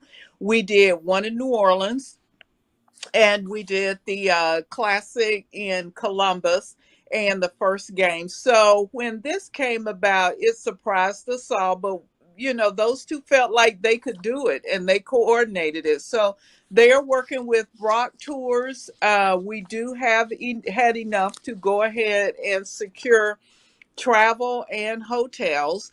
It is still open. They have room for about 15 more, and it's done through Brock Tours and Travel. They can contact me for the information, or they can contact Brock Tours directly. Sandra Duncan, the number is 770-987-9374, or they can contact ATAC directly. But it's exciting. They have a weekend of events. They have hotel, nonstop coach. They have a trip to Oakland Arena. They're going to go to Fisherman's Wharf that weekend. So they have a whole schedule of events in addition to attending the game. They will fly out Friday afternoon and fly back Sunday. So it's going to be a great weekend. This is something we've never done before, but I guess this is Tuskegee's first time too at the NBA playoffs. So this is going to be new and a great package they've put together for everyone. I know that your focus is on the metro area with the various chapters there. And we talked a little bit about some of your linkage with some of the other chapters in the Southeast. But take this opportunity to use this as a challenge to other chapters across the country for them to go out west and support Tuskegee basketball. We do. We want them to support Tuskegee basketball. I challenge them all. Now, of course, Metro Atlanta is a hub, so it's easier to get a flight out, but out of Atlanta. But I think the clubs in Houston, the clubs in California, the clubs all over can get flights to go out and support our team, because again, this is something that's never happened before. We don't know if we'll get the invite again, but yes, we challenge everyone to go out there and support it. And if it's February 14th through the 16th, so I think this will be a great Valentine's weekend for someone as well. You just hit the nail on the head, Charlotte, with that in terms of another reason to be out there out west as a part of that whole venture with Tuskegee. Charlotte Hopkins, Atlanta Tuskegee Alumni Club president, taking some time here with us at the intermission of the basketball game. Charlotte, thanks so much for what you do. And we just look forward to continuing working with you throughout the athletic season. Thank you. TU. Charlotte, do you know? There you go. And our coverage continues on GTSN after this time.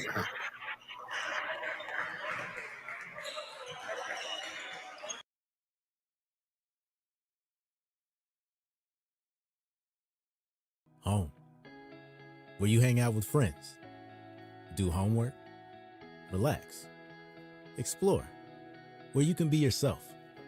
Come home to Tuskegee University. Get the education that changes lives, including your own.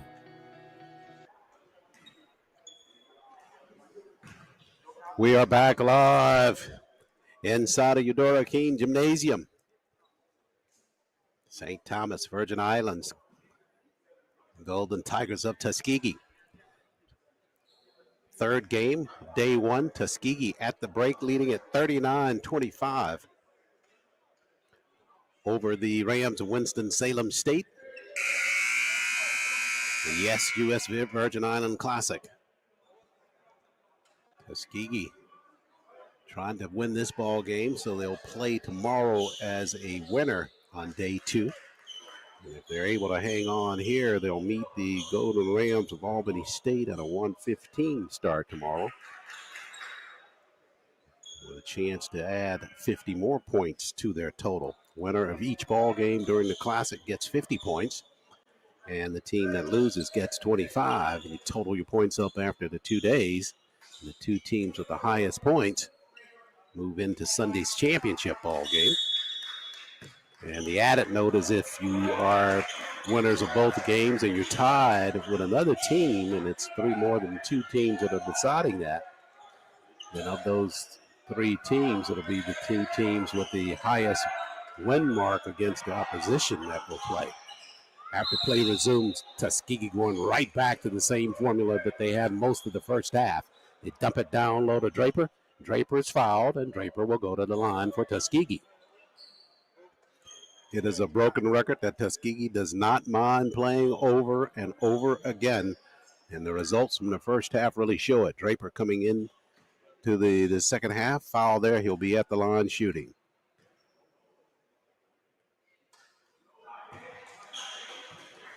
He finished with 14 in the first half for Tuskegee.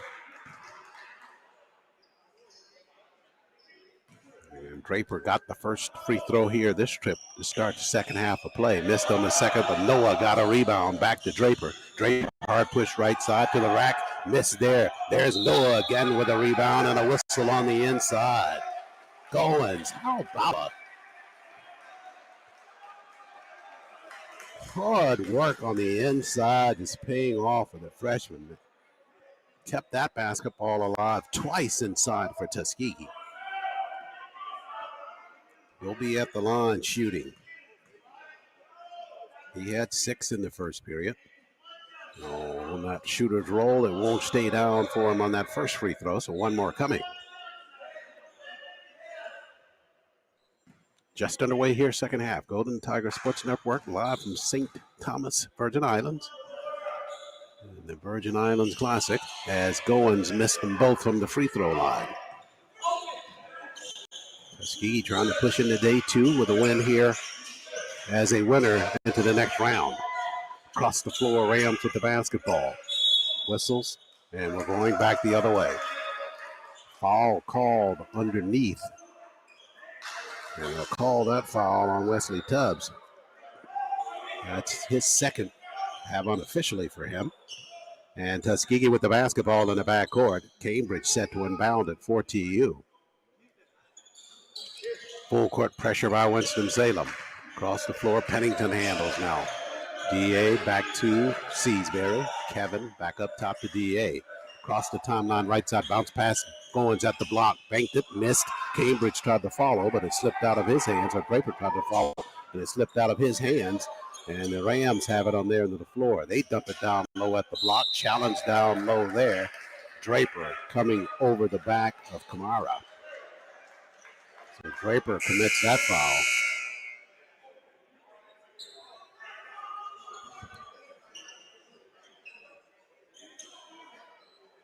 And Kamara to the line to shoot.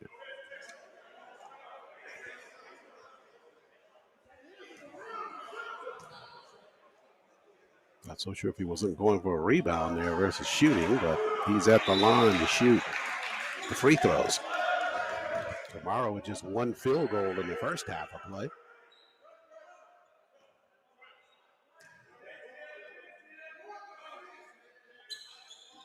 the second hard as well. Cambridge clears for Tuskegee. Out to DA, Pennington across the timeline. Pennington playing that point guard role in the absence of Rodney, who's still out with that ankle injury. Draper left corner, and they get him for the travel violation. Shouldn't say that Rodney's out. It's just Coach Taylor at this point electing not to let him test that ankle here in play in the tournament because of his value to the team as we start looking at SIAC play, conference play after the holidays, or actually the latter part of this month. So half court set for the Rams of Winston-Salem. Thompson doubled at the sideline there, pushes up top across the floor, left side Dixon.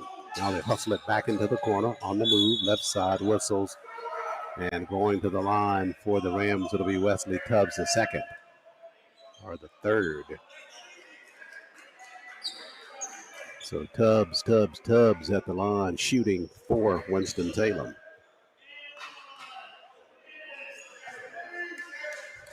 Host of Tigers on the inside, guilty of that foul.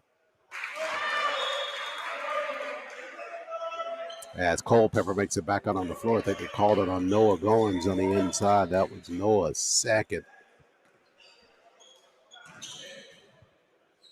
Tubbs got the first free throw. Line drive misses the second. So Tuskegee clears it. Cambridge got the rebound.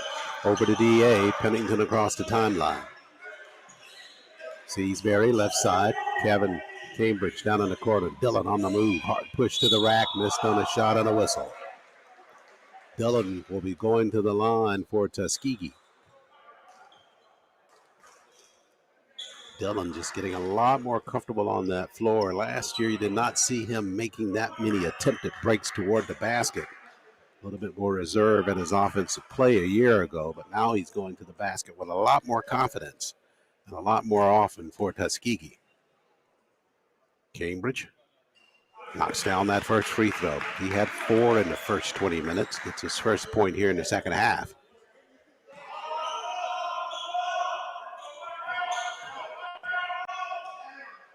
Dillon for the second. Spinner falls off.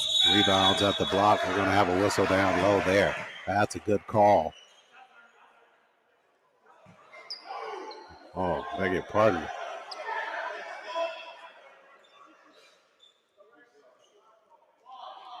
Yeah, now that's the right call. They had it, Cambridge. Pennington was down at the block. He was kind of shoved off of his spot by Caldwell. So it's a half-court set for Tuskegee. Seasbury foul line extended, and the spinner falls good for the senior. So Kevin with his first field goal of the second half. He's got 11 in the ball game. Tuskegee with a 43-26 lead.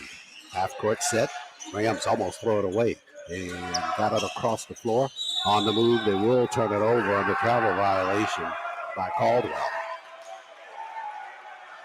This Rams offense just rattled at this point because Tuskegee's defense has been so tenacious.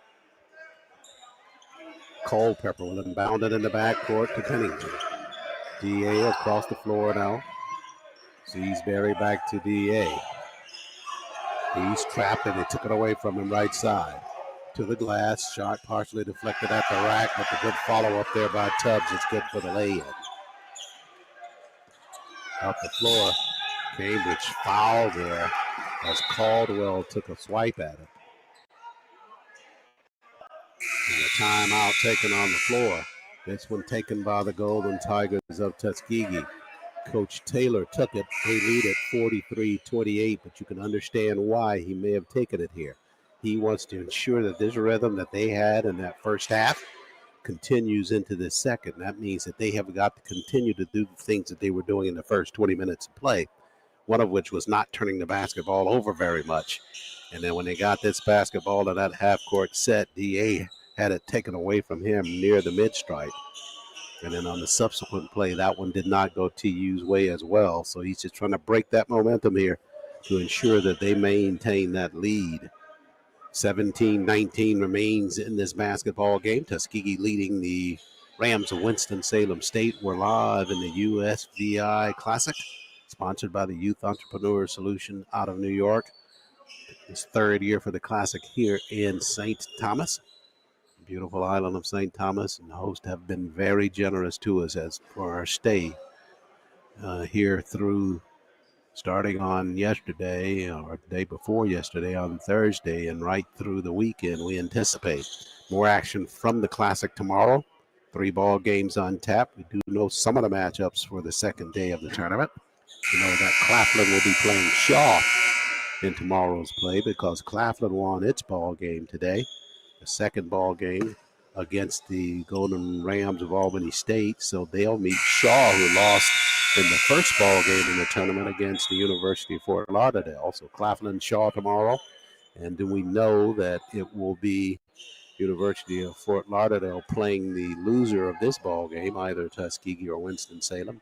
And we know that the winner of this ball game, either Tuskegee or Winston-Salem, will meet the Golden Rams of Albany State tomorrow at 1:15. So for Tuskegee, it's either play at 9 o'clock in the morning or tomorrow at 1:15. And if you're playing at 1:15, that means you're playing in that ball game with 50 points already in your pocket. After the timeout, half court set for the Rams now. They're working the right side. Jones to the rack floater. He left it short. And that's an easy rebound there for Kasami Draper. He can get the hard ones, but he'll take the easy ones as well. DA across the timeline now. After the timeout, had it tapped around, almost taken away, and they swipe it again. Up the floor, the Rams come left side to the rack. Blocked there by Cambridge at the cylinder. That's a Yellowwood block shot there for the Golden Tigers of Tuskegee. Cambridge back on a good defensive set. Now, Austin Taylor out on the floor now for Coach Taylor. He'll replace Pennington in the lineup. 16:43 left in the ball game. Half court set for Winston-Salem. Tubbs inbounds it at the rack. That shot's left short on the cylinder. They had a look on the inside, but Dixon not able to finish. Taylor left side to Draper. Kasami pops way out to get the basketball. Now over to Cambridge. And now to Taylor. Bounce pass at the block, Draper. Draper hard at the block. Had it stripped away, and the Rams come away with it. Tubbs, left side. Working one-on-one against Seasbury. Shot from behind, blocked, but a foul coming in at the back of that play. They'll call Draper with the foul. And Kasami kind of trying to help back on the backside, picked up the second personal. Tubbs will shoot from the line for Winston-Salem.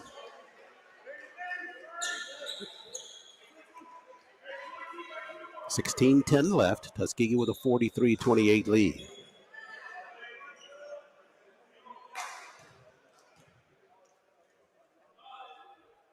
Tubbs, the lefty, got that free throw. He's got 4 here in the second half. Had 5 in the first string. Trying to make it an even 10 here, and he does. So the Tuskegee lead now 43-30. Entry pass, Seasbury. Full court pressure by Winston-Salem. Kevin across the timeline now. Taylor handles. Holston out front. Left side, Tyshawn Boyce has just got on the floor. Up to Cambridge. Now Taylor trying to get it inside to Tyshawn if they can. He's squared up there asking for it. Seasbury's got it out front though. Kevin cross dribble. Now lost the dribble and they took it away from him. Back the other way come the Rams. They slide it on the inside and a whistle on that penetration. Tuskegee seemingly to settle into a situation where they're not taking advantage of the easy passes and waiting too long in the sequence and having to rush on the passes that they are trying to attempt. That time, Boyce had a couple of looks on the inside where he had his man square on his back, but they didn't get the pass to him on the inside. So instead, on the other end of the court, it's Tubbs back at the line to shoot, but it'll be after the media timeout. 15:37 remains here. Tuskegee leading at 43-30 over the Rams of Winston-Salem. This is the USVI Classic from St. Thomas on the Golden Tiger Sports Network. Tuskegee fans, this is the Golden Tigers Sports Network. Tuskegee University's founder, Booker T. Washington, said, "Excellence is to do a common thing in an uncommon way." At many universities, big classes are common. Not at Tuskegee. We have small classes with a 14-to-1 average student-to-teacher ratio. This formula for excellence ensures individualized attention. You get to know your professors, and they get to know you well enough to recommend you for internships, research, graduate programs, and job opportunities. Small classes, big impact. It's all part of educational excellence at Tuskegee University. Back live at the USVI Classic. Tuskegee leading at 43-30 with 15:37 remaining in the basketball game. Day one of the Classic from St. Thomas.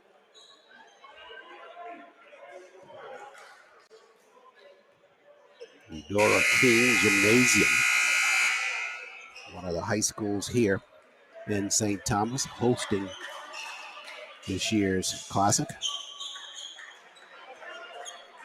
After the timeout, Golden Rams will have Wesley Tubbs at the line. Tubbs been to the line in the last couple of trips down the floor, fouled on the inside by Tuskegee.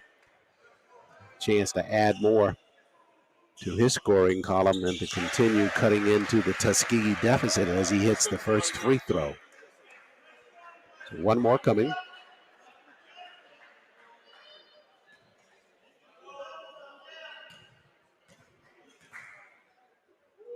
Tubbs good on that one as well. They jump into full court pressure. Pennington with the basketball for Tuskegee. The lead is 11 for TU. Pennington works it out front now. GA. All up top over to Boyce. Boyce spins in the paint to the rack. Missed on the shot.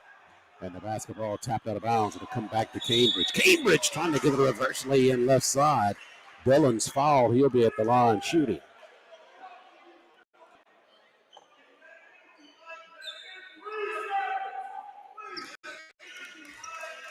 Foul was called on the inside that time on Jeremy Dixon. So Dillon at the line to shoot for Tuskegee.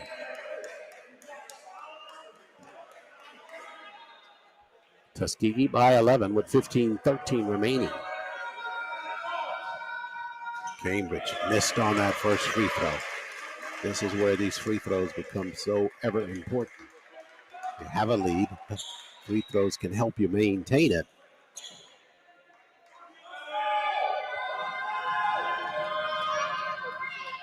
Cambridge for the second. Got that one to fall. So the lead 44-33 now.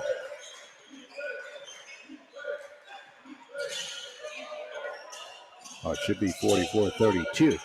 We got the scoreboard right now. Tubbs in the corner with a three-pointer. Out of that one, good. So Tubbs doing damage from all over the floor. From the free throw line, inside the paint, and now that time behind the arc. Bounce pass, Pennington right side behind the arc. In the corner to Taylor.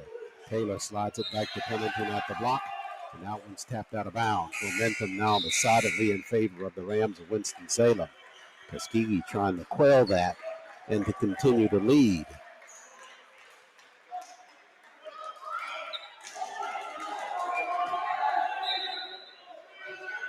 .14:40 remains. 44-35, Tuskegee leads. Pennington half-court set. Top to Cambridge. Back to DA. On the move now. Pennington slides through, floater to the rack, and he got the space for the lay-in. Good job by DA. They needed a basket there, and they got one. 46-35 after the point inside the paint by Pennington for Tuskegee. He's got 7 in the game. Jumper in the corner and a foul there against Goins, and that will send the Rams to the line for 3 free throws. So down in the corner.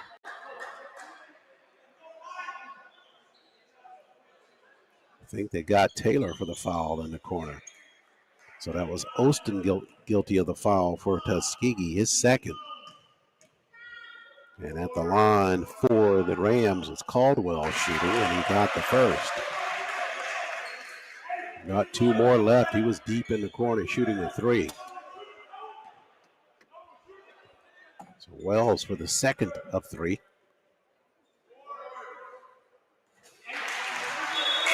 And the difference in this ball game so far has been the free throw making ability of the Rams. They are allowing themselves to stay within striking range as Caldwell got the second of 3 with 1 more coming. Rattle that one good as well. So he's got 5 in the ball game. Full court pressure by the Rams. Pennington had it bounced off of the leg of one of the defenders. It'll stay with Tuskegee. Tuskegee's got to find an answer to this full court pressure of the Rams because it's throwing them out kilter in terms of their offensive set. But a foul was called on that end of the floor, and Taylor going to the free throw line. He had his legs cut from under him as he was chasing down that basketball. So he'll be shooting, we believe. Yeah, we'll be 1-1 with Taylor to the line. We're at 14:09 remaining. Tuskegee's lead is 46-38 over the Rams of Winston-Salem. Taylor set for the free throws, 1-1. Got to get the front end. Taylor missed on the free throw. Rebound chased down by Caldwell and the Rams of Winston-Salem. They come across the timeline with the basketball. Michael Jones handling it for them. Under 14 to play.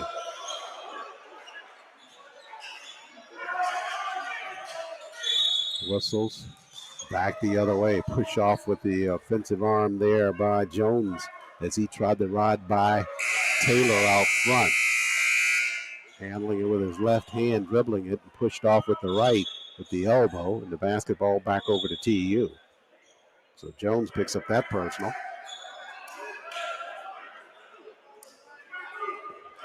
Came in the backcourt now for Tuskegee. Entry pass to Seasbury. Seasbury working it up the floor. Now gives it over to Pennington in the half-court set. Again, Tuskegee could use a basket here. Left side, Seasbury. Kevin off of a screen by Draper. Kevin trying to work it right side across the floor, Cambridge. Dillon now. Crawford for 3. Crawford missed on it. Rebound, put back, left side, Cambridge. Alabama power in the paint there by Cambridge on the backside to follow up. So he's got a game. Tuskegee trapping in a half-court set now. Cambridge bumping. Is that Tubbs who bumped out of bounds? Yeah, it was. So Cambridge picks up that foul. And that'll send Tubbs right back to the line for Winston-Salem. Can't get him away from the line. Tuskegee with a 48-38 lead after the good work by Cambridge on the offensive end. But he came back and committed that foul and was trying to anticipate that pass at the sideline. Tubbs will not be shooting here, though. That's one break for Tuskegee. He will inbound it instead. Out front with the basketball, Jones.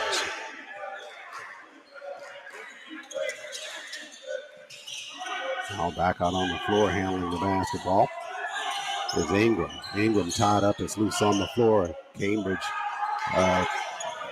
Draper had a hand on it, but he couldn't hold it to the rack on the three-point shot out of desperation. The rebound this time comes to Dillon, Cambridge, and Tuskegee. So good set there for Tuskegee. They get the basketball back, leading by 10. DA works it up top of the key. Across the floor to Cambridge, trying to get it into Draper if they can. Draper's calling for it. Now he's pushed out of position. All screened by Draper for Pennington. Now give to Draper. Draper sidesteps. Caldwell turns to the glass. Got the basket. He wanted the basketball down low, and they finally got it to him, and Draper finishes from there. Another Alabama power point in the paint. Lead to 12 now, 50-38 for Tuskegee. Half-court set, Caldwell.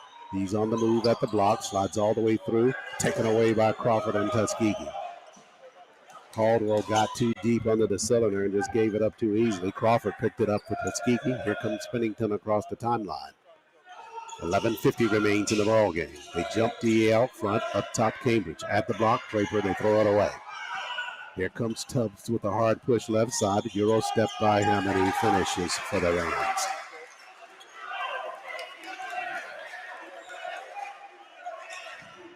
$11:32 left in the ball game.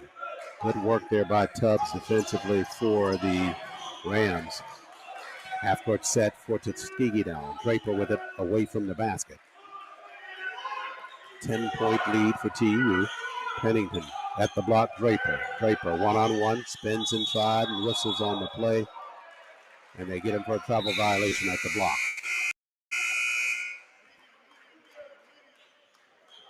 Dixon reports back out on the floor for the Rams. But he'll have to wait until after this timeout. 11 remains. Tuskegee leads by 10, 50-40. Media timeout here inside Eudora Kean Gymnasium. More basketball ahead from the VSVI Classic from St. Thomas after this timeout on the Golden Tiger Sports Network. Tuskegee fans, this is the Golden Tigers Sports Network. What does education mean when you choose the top HBCU in Alabama? So one of the things that's been most valuable from my experience at Tuskegee is being able to face challenges head on. I can definitely say here I've learned how to be an advocate for myself, how to speak up, and how to present myself in ways that can help me get opportunities, that help me fix things that may not be right. And I think that's really just the best skill that I've learned here that I can take with me for the rest of my life. Look forward to your bright future. Apply to Tuskegee University today.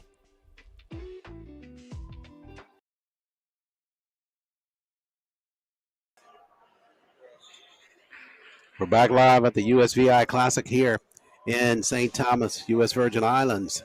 Youth Entrepreneur Solutions, yes, USVI Classic. Tuskegee with 11 remaining in the basketball game, leading by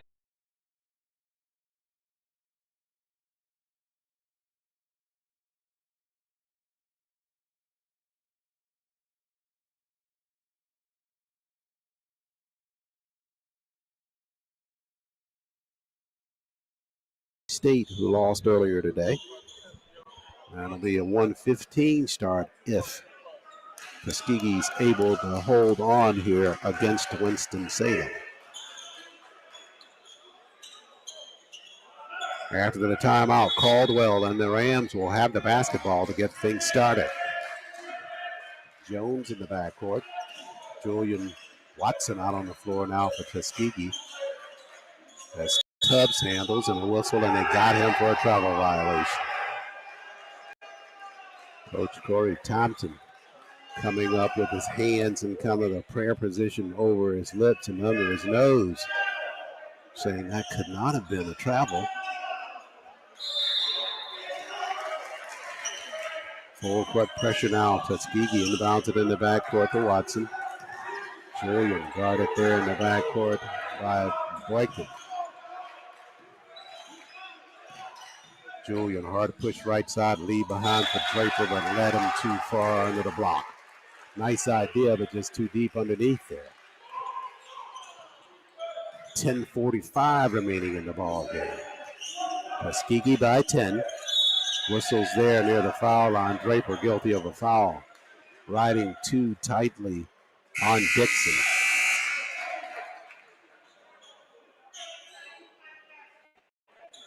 So Kasami picks up that personal. I've got him at 3 personals. And at the line, it's Dixon shooting for Winston-Salem.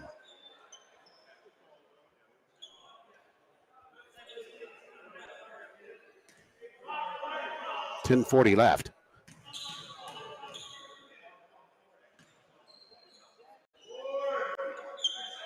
Dixon good on that first free throw. Told you that this team is a good free throw shooting team, coming in at just under 73% shooting as a team. Dixon with the second of two.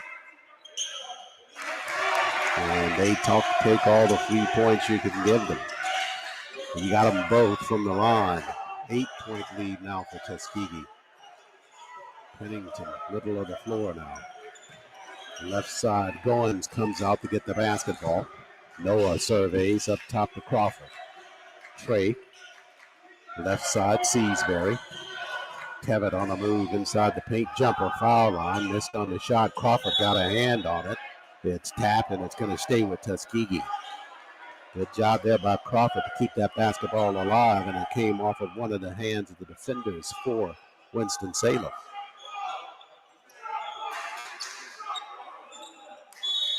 .10-14 left. Tuskegee leading by 8. Pennington pushes across the floor. Kevin, foul line, jumper, line drive, missed. Rebound, put back on the inside. Noah got the lay-in for Tuskegee. His first field goal of the second half. Tubbs quickly back the other way. Jumper in the corner. That one's off the mark. Crawford down at the block, had the position, just couldn't get the basketball. Out front, this one bounced right over to Pennington and a turnover. DA back up the floor. Crawford, he lost it. Now DA, now Noah finishes on the inside. Good transition for Tuskegee. 3 people touched it under the basket, and they got that roll on the third as Goins laid it in. 54-42. Good spurt there by TU. So if they can keep it going, they lead with 9:30 remaining. Up top, they get it to Dixon. Dixon, hard push, and he's fouled on the penetration right side.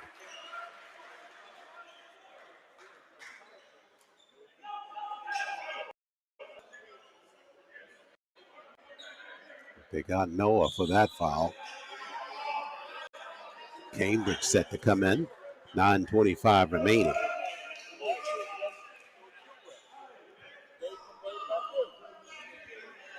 Dixon back at the line for the Rams to shoot.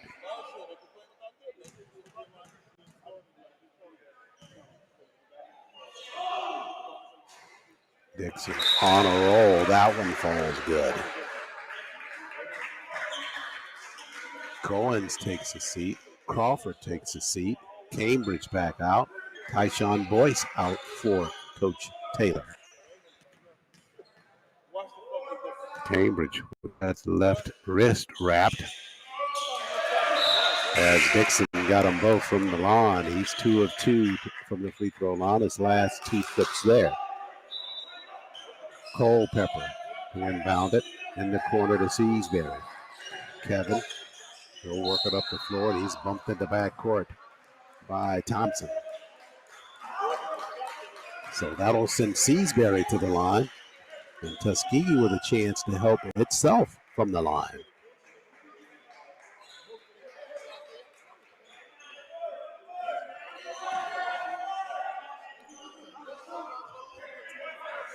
Seasbury with the first spinner, falls good for Kevin.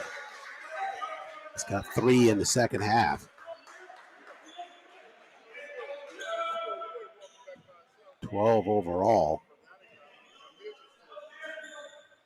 Now 13 as he rattled the second good as well. 9:18 left in the ball game. Tuskegee up by 12. Bounce pass, top of the key. Dixon slides through left side, shot it too hard. Seasbury got the rebound for Tuskegee. Well, he was roughed up in the backcourt, but no call on that. Sliding Tubbs to the rack. Fell good for him on the lay-in. Unfortunate for Tuskegee. Seasbury definitely fouled in the backcourt. Pennington across the timeline now for Tuskegee.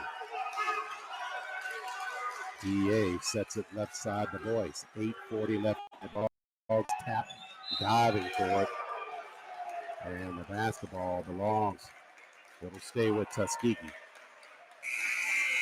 8:36 remains.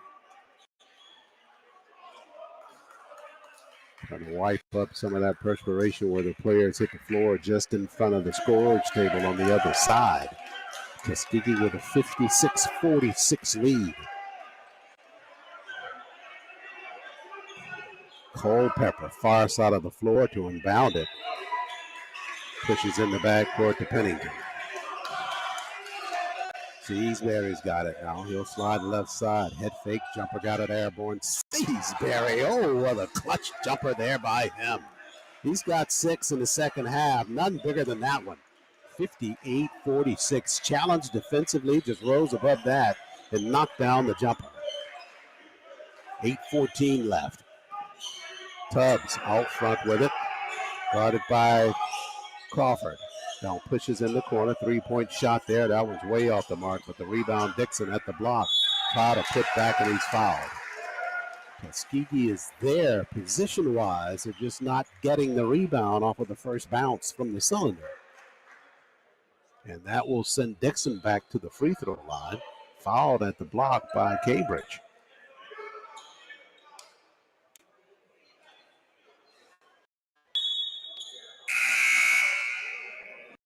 So Cambridge with the foul. Dixon to the line. All the action will take place after a timeout with 8 minutes remaining, and Tuskegee leading 58-46. Back after this on GTSN.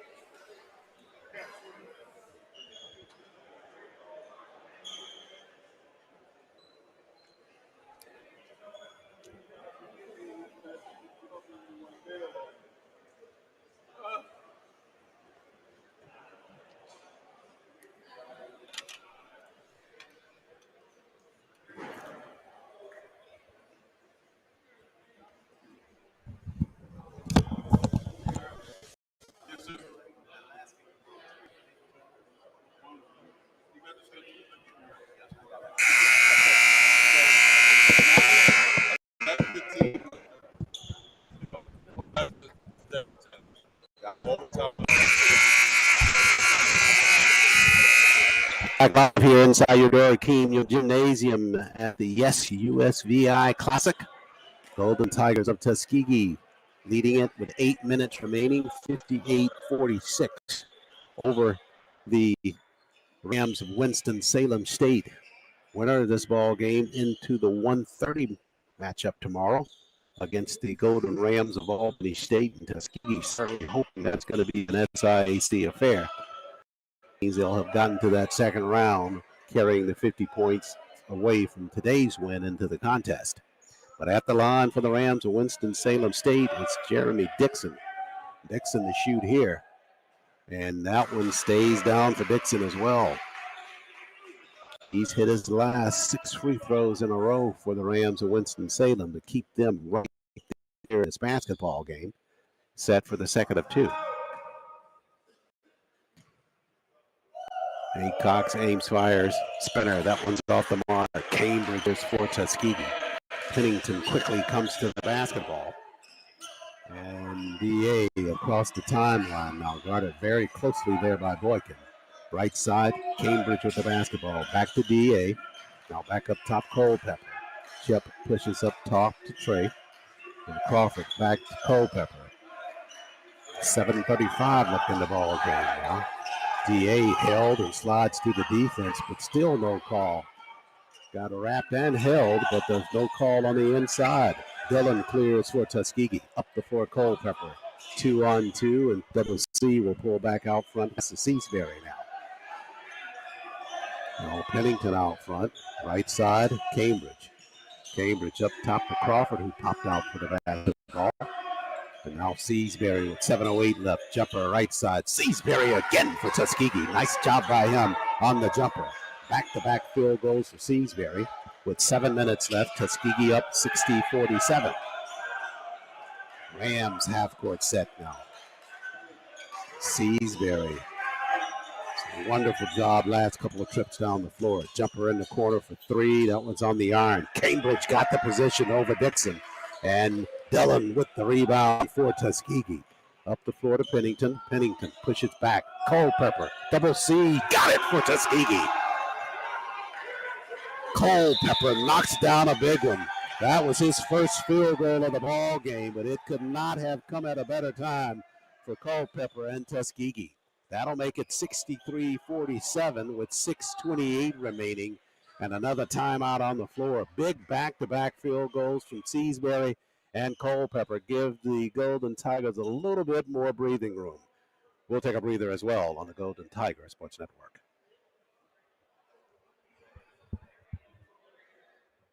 Tuskegee fans, this is the Golden Tigers Sports Network. What does education mean when you choose the top HBCU in Alabama? So one of the things that's been most valuable from my experience at Tuskegee is being able to face challenges head on. I can definitely say here I've learned how to be an advocate for myself, how to speak up, and how to present myself in ways that can help me get opportunities, that help me fix things that may not be right. And I think that's really just the best skill that I've learned here that I can take with me for the rest of my life. Look forward to your bright future. Apply to Tuskegee University today.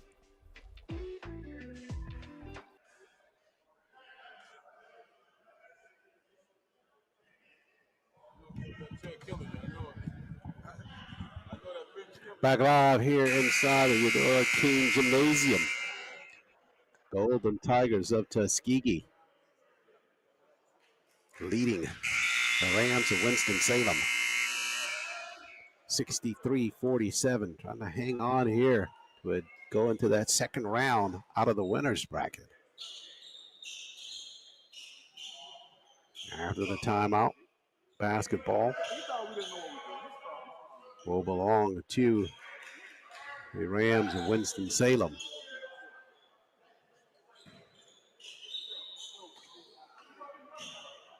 They'll have it to carry at the length of the floor as Tuskegee applies full court pressure. Half court set now for the Rams. They push it across the floor. Good ball movement by them.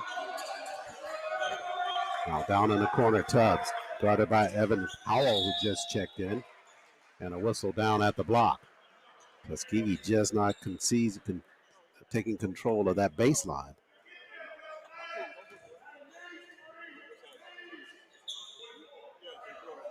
And back at the line, it'll be Tubbs shooting for the Rams of Winston-Salem.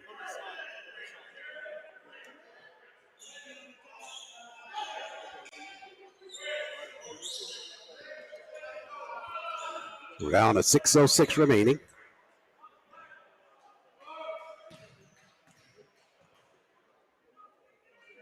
And Tubbs misses on the first.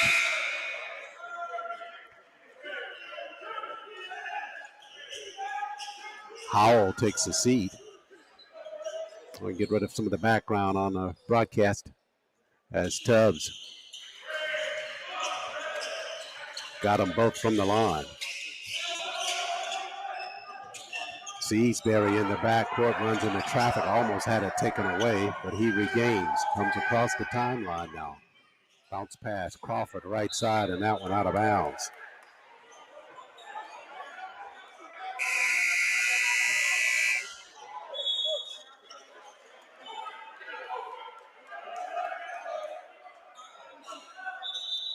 .5:56 remains in the ball game. 63-48, Tuskegee with the lead. Dixon to inbound it.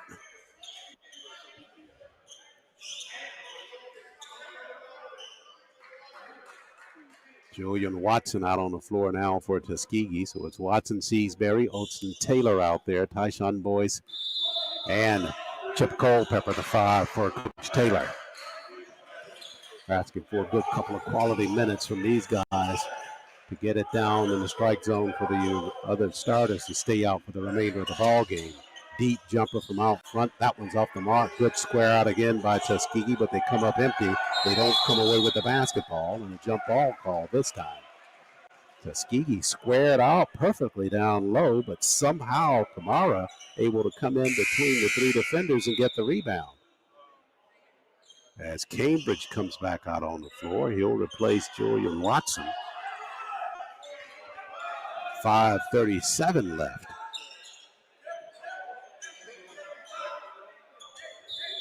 right of the cylinder. Tubbs to inbound it for Winston-Salem.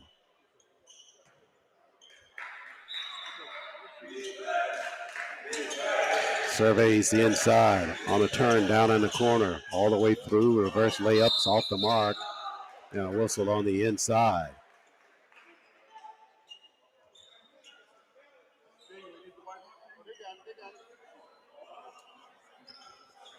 That one going to go against the Golden Rams as well in terms of the foul on the inside. This time it's Boyce called for the personal.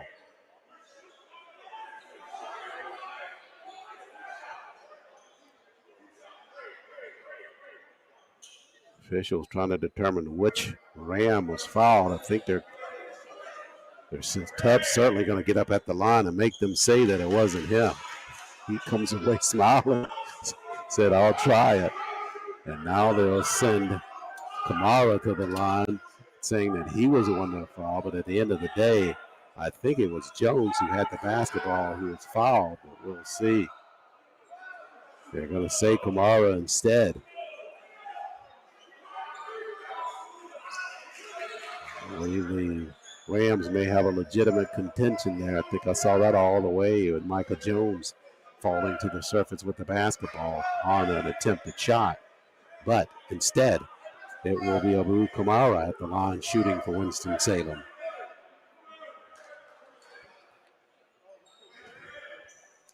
So better Kamara, I believe, at the line than Jones. We'll see. Yeah, so far on the first one, he missed badly. Trey Crawford reporting back in for Coach Taylor in Tuskegee. He replaces Tyshawn Boyce in the lineup. Kamara for the second of two. Remmer, that one fell good for him.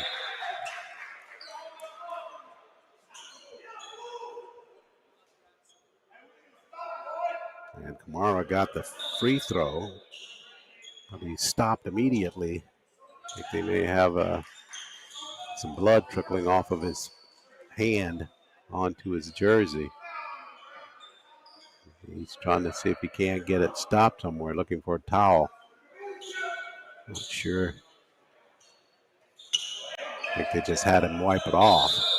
So it's 63-49 with 5:34 remaining in the ball game. And the timeout taken. Tuskegee leading at 63-49. Just to set for you tomorrow with what we know so far in terms of classic action. We're live from the USVI Classic in St. Thomas. Tomorrow's play will start at 9. University of Fort Lauderdale playing the loser of this ball game. Winston-Salem or Tuskegee. Then it'll be Claflin versus Shaw. First ball game at 9, second one at 11:15 as scheduled. And then at 1:30, it'll be the winner of this ball game meeting the Golden Rams of Albany State on the final day of this regular action before the championship ball game on Sunday. And what happens is after tomorrow's ball games, teams' totals get averaged up. You get 50 points for each win, 25 for each loss. And then the top two teams, in terms of the total number of points, will play on Sunday in the championship ball game at 11 a.m. here inside Eudora Kean Gymnasium.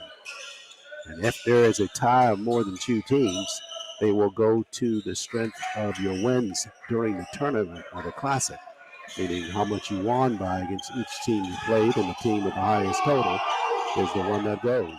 Culpepper down in the corner. Slides back over to Cambridge, and Cambridge got the layup. Nice job after a timeout to come away with a basket for Tuskegee. Good job. That's what you want to do after every timeout if you're on the offense. 65-49 after that basket. We're approaching 5:03 remaining. Tubbs pushes back out front now. They push it in the corner. Dixon on the move. Dixon. Then they push it. Tubbs on Pennington. Slides through. Lost the basketball. And they call a foul.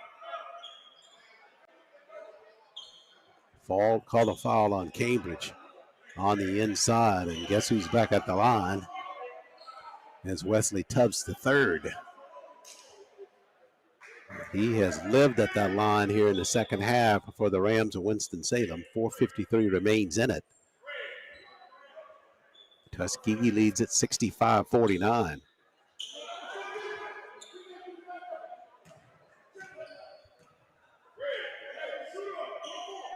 Tubbs good on the first free throw.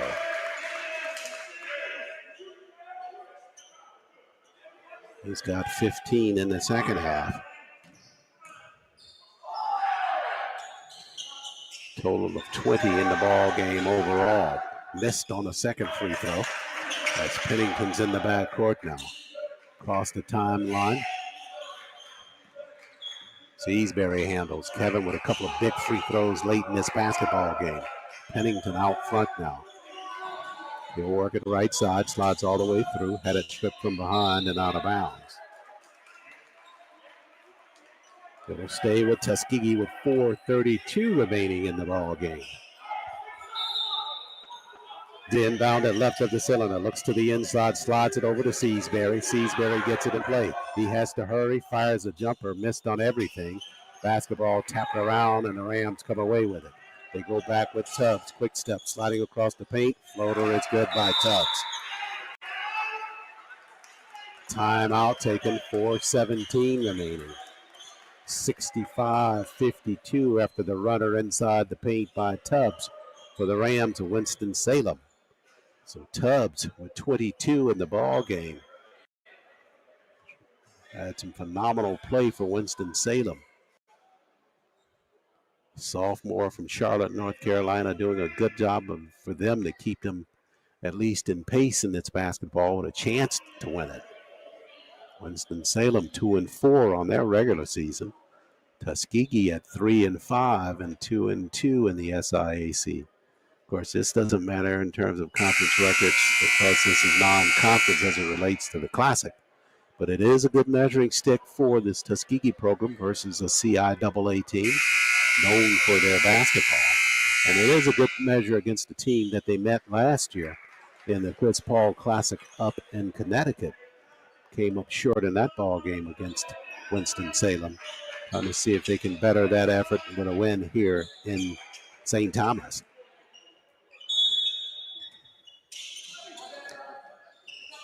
Culpepper inbounds at the Seasbury in the backcourt. Pennington across the timeline. Thompson guarding him. Left side, popping out Crawford for it. Now to Cambridge up top. Pennington right side, trying to get it to Crawford at the block if he can. He'll work at the right side at the block now. Jumper by Pennington. Bingo by DA in the corner. Another big basket just before the shot clock violation. Pennington rose and finished with the jumper in the right corner. Thompson all over him. Jumper in the corner. And Tubbs answers right back with the three-pointer. My, oh my. They trade rocks there. 3:30 remaining. Seasbury gives it over to Pennington in the backcourt now. DA across the timeline. Right back, right side, Seasbury. 3:20 left. Pennington out front. Gets the screen from Crawford. He'll slide right side. Now in the corner. Seasbury on the move. One-on-one to the glass. Protected the basketball. The spinner wouldn't stay down, though. Here comes Tubbs across the timeline. And he's fouled by West Seasbury on the left side.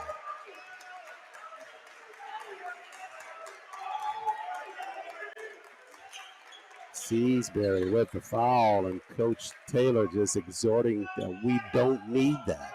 Let the play out. Don't put them on the foul line.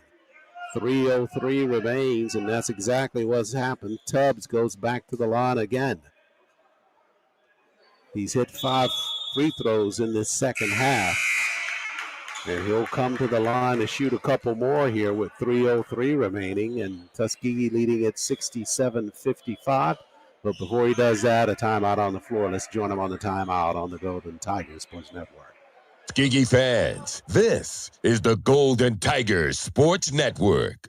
What does education mean when you choose the top HBCU in Alabama?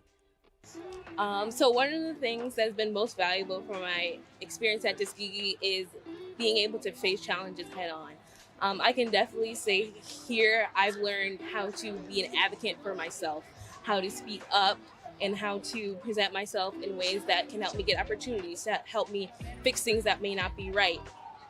And I think that's really just the best skill that I've learned here that I can take with me for the rest of my life. Look forward to your bright future. Apply to Tuskegee University today.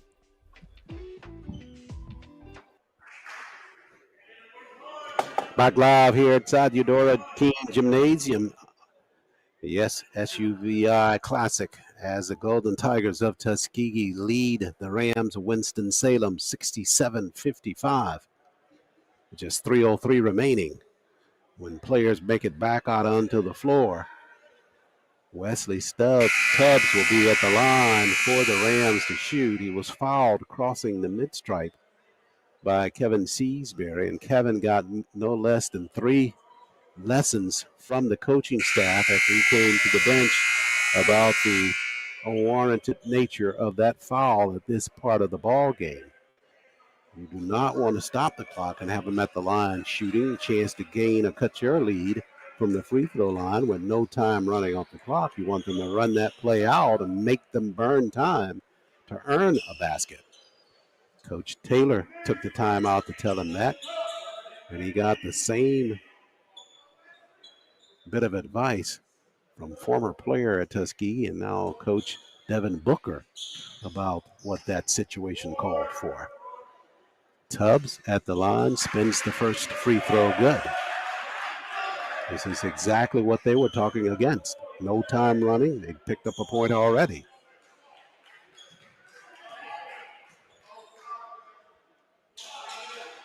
Tubbs missed on the second. So Pennington in the backcourt now. They're going to try to trap him there. They go across the floor to Seasbury. Kevin's got to hurry now. He slips down and it'll be a 5-second violation. Basketball over to the Rams of Winston-Salem. They had a full court pressure there. The Rams did. Tuskegee could not advance it in the backcourt. They tried to go across court. Perhaps should have been looking down the floor that time because it was all of the Ram defense there from half court on. It's difficult to just work it past them going side to side. Got to get some cutters coming to the middle of the floor. 2:46 left. Half court set for the Rams now. They trail 67-56. Back out front. Across the floor, Dixon on the move now. Dixon with a jumper. He got it right left side. That's just a good shot there by Dixon. Can't do very much about that. That was good defense by Tuskegee. Half court set, or the back court now. Seasbury wrapped up and doubled there. Goes across the floor to Pennington. 67-58. DA with the basketball. He wants to run some time off. Slides it across the floor to Seasbury. He approaches 2:05 remaining. Seasbury out front now. Slides right side all the way through to the rack. Missed on the shot at the block. It's tapped around, loose on the floor, and the Rams come away with it. Tubbs runs the floor left side. Tuskegee do not want to foul him here. He'll take the shot out front. That's exactly what you want. Draper got that rebound. We're at 1:46 left. In the backcourt, Pennington across the timeline now being chased by Boykin and harassed all the way. DA out front, though, the senior, working the dribble. He'll slide right side. Now breaks out back front to his left. Back up top, Cambridge, Dillon. Floater inside. Dillon got the floater inside for Tuskegee. 8 in the second half for him. 12 overall, and that was a big one by Cambridge. 1:16 left. Tuskegee 69-58. Rams with it. Tuskegee in a zone. On the move, Dixon slides all the way to the glass, and he banked it right side. Tuskegee just doing token defense at this point. Don't foul anybody with 66 seconds remaining. They're going to make the Rams earn it. They did it on that trip inside to Jeremy Dixon. He has back-to-back field goals for the Rams of Winston-Salem. That time took it all the way through, got a lay-in right side to cut the deficit to 69-60. But Tuskegee now with just 66 seconds left know they're going to be facing some heavy pressure here from the Rams of Winston-Salem as they try to inbound this basketball. Got to have a safety valve here to not turn this basketball over. And at minimum, expect to be fouled and go to the free throw line, and you've got to do something that Tuskegee has not done extremely well over the course of the season thus far, and that is shoot from the free throw line. And they'll need that down the stretch here with just over a minute remaining. Golden Tigers on the season just 50% from the line. And they'll have to inbound this basketball in the backcourt with some heavy pressure by Winston-Salem. So Culpepper set to inbound it. Cambridge, Seasbury, Pennington, and Draper, the 5 for Coach Taylor. Seasbury jumped immediately over to Culpepper. Now back across the floor, they try to slide it up there. Seasbury over to DA, now across the timeline. Cambridge challenges on the inside. Got it over to Draper. Draper head fake, got it to the cylinder, and Kasami is fouled. So nice bit of coaching there by Coach Taylor after that timeout to work that basketball up the floor and knew what he wanted to do when they got it in a half-court set. Trying to get it inside to Kasami Draper. A couple things that happen there. If you get it inside to Draper, likely either pick up a foul, he'll get a lay-in and a three-point opportunity, or at least foul to the line shooting free throws, and Draper misses the first.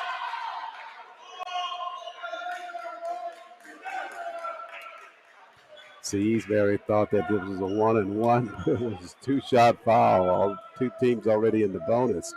He was scrambling for that rebound, and Dixon was wondering, what in the world's wrong with you? Draper, that looks short, and it is. Rebound tapped around. Seasbury tapped it away from Dixon, and Tuskegee will have the basketball with less than a minute remaining. Good job there by Seasbury. Dixon thought he had that basketball on the rebound, and he's tapping his chest saying, my bad, because I didn't wrap it up. And that allowed Kevin to come by and scrape it, keep it alive for Tuskegee, and they have the basketball. And now Kevin, with a good defensive effort, rewarded. He's fouled. He'll be at the line shooting. So 45 seconds remains. Seasbury can ice him here and just get these free throws to fall. Draper missed on the front end and missed two his last trip. Kevin missed on the first of two, and he missed them both here. Rams across the timeline now with 40 seconds left. Tubbs fires quickly, front of the iron. Cambridge knocked around, no foul called on that, but he'll come away with the rebound. The whistle finally in the backcourt as Cambridge comes back to the other end to shoot. Boy, it is almost, you got to plow a foul out of these officials in this basketball game. Dillon just mugged there down on the other end of the floor, but finally got a call. 30.9 seconds remains. Cambridge from the line. And Dillon. Boy. And they're going to wave that off, saying that that one went to the top of the cylinder. So the one free throw that Tuskegee does make, it gets waved off because it went to the top of the backboard, then came back in and fell through the cylinder. Cambridge left that one at the front of the iron and missed it. 29 seconds left. Let's just hope the time runs out here before anything else happens here. Tapped out of bounds as the Rams try to push it down in the corner. DA was able to tap that one out of bounds. Now Coach Thompson trying to get a shooter or two out on the floor. He'll send Lance Gill back out. Tubbs down in the corner. Tuskegee tying up there. Don't want to foul anybody in this situation. 3-point shot out front. That's on the iron. Cambridge skies and gets the rebound for TU. Outlet to Pennington. This should do. Up the floor, Cambridge. To Draper now. Draper finishes right side for the lay-in. 9 seconds left, so Tuskegee has held on here. And they are going to defeat the Rams of Winston-Salem State here in the Classic. 71-60. Took some trying. Tuskegee did not help themselves from the free throw line. But what happens at the end of the day, Tuskegee is able to hold on, had a fabulous first half of basketball that allowed them to take that early lead, and they never relinquished it. They got the Rams able to tie it in the second half. But at the end, it was Tuskegee able to hang on to win it over the Rams of Winston-Salem. So Tuskegee really paints the picture for itself tomorrow in Classic play. They win this one So they will meet the Golden Rams of Albany State tomorrow at 1:30 in the finale tomorrow against the Golden Rams. And for the Rams of Winston-Salem, they will meet Fort Lauderdale tomorrow at 9 o'clock as Classic play continues. Joined now in the postgame by head coach Beni Taylor for the Golden Tigers of Tuskegee. Hold on, I want to. You gonna talk to me too? Head coach Beni Taylor joins us, getting some stats here. D.A. Pennington going to join us as well as we get into the postgame. Tuskegee with that win of 71-60 over the Rams of Winston-Salem in Classic action, and a good back for Tuskegee as well, losing to this club in Connecticut last year at the Chris Paul Classic. So here in Classic play, Tuskegee avenges itself here, this time on the shore of St. Thomas here in the Virgin Islands. Coach, first half phenomenal for Tuskegee, a little bit more of a challenge in the second half, but able to keep the ship steady and come in with the win. Tell me. You went by 11 and missed 22 free throws. I mean, I think that we got it's got to be mental. We're where we needed to be. Except just that turning it over down the stretch and free throws.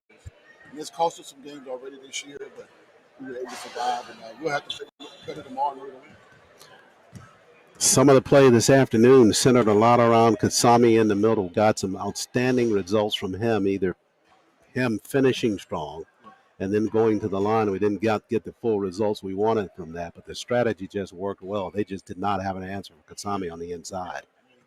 He finally had eight close to double-figure rebounds, eight rebounds, and I think he had 19 points, but he missed 9 free throws.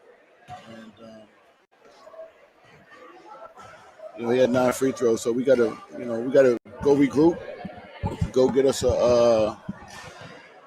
something to eat and figure it out. Well, you figured it out against a team that we lost to up in Connecticut last year, and they're a good club. Good club. Yeah. Good club. Good program. Sure. I just thought the start that we just had so much energy in that first half, and I know you were trying to keep it going in the second half. You at one point you even called a timeout to make sure that we stayed in front of the ball game, but it's just the nature of basketball, how the ebb and flow of it goes, but you're able to figure some things out in the second half. When they got desperate and started driving it, they couldn't score field goals, and then we started fouling them, but then they started, number 3 got hot, and, he started playing personnel, and he really killed us. How many points did he have, DP? He had 28? You don't get anything to eat tonight. Give that man 28 points. And a lot of that coming from the free throw line. You better go down to the ocean and catch you a fish or something. Do your own seafood, huh? You better go eat some sushi. Get that man 28 points, man, on us, man. I hate that. And one of the things late in this ball game that we saw as a coachable moment was when we were leading, and then number 3, Tubbs, coming down with the basketball just in front of us here at the sideline, and Kevin commits that foul on him. I know in that case you did not want to foul there. You wanted them to play that out to burn clock. We didn't want to foul, and we wanted to make him get to his right hand, which we weren't able to do. We've been in these situations enough to know better. If you ask him, they say, he's left-handed downhill driver. Shoot 17% from 3, but once he got it going, then we close out on the baseline. Our bigs don't get hands up. We're supposed to have high-hand closeouts. I don't care if they're in the restroom. We're supposed to have high-hand closeouts. But we're work in progress, man. I mean, we don't have it figured out, but we're working towards it. Well, like you said, it is a work in progress. See if we can get the DA in the conversation here for just a moment. Yes, sir. We'll get you back on. Yes, sir. Might need to have him take your headset for just a second, Coach. We'll get you back in. Make him feel better so he stop crying about how tired he is. Oh, tired. He got his whole life ahead of him. Always he's tired. D, I know you can't be tired after this win this afternoon. It was an emotional win for you all. Oh, it was very emotional. I'm not tired, man. That's what you're just telling him, so he'll let you down on some of the laps, huh? Something like that. Let's talk about the game coming out from the beginning. Had an outstanding first half. The team did a lot of rhythm on that floor, but you were being asked to do something that we saw you have to do a lot of last year, and that is take over the offense with the absence of Rodney in the lineup. And how much of an impact is that having on you in terms of your game flow, that you're having to really spend more time just captaining that offense? I know you're the captain of the team, but now you're actually having to just run it as the general. Yeah, man, for me, it ain't my first rodeo doing it. You know, I had some experience with it last year, so just once again, man, just really just helps me slow my game down, helps me get everybody in position, helps me get myself in position in the flow of the game because the ball's always in my hands, just getting everybody in the right spots and running the offense.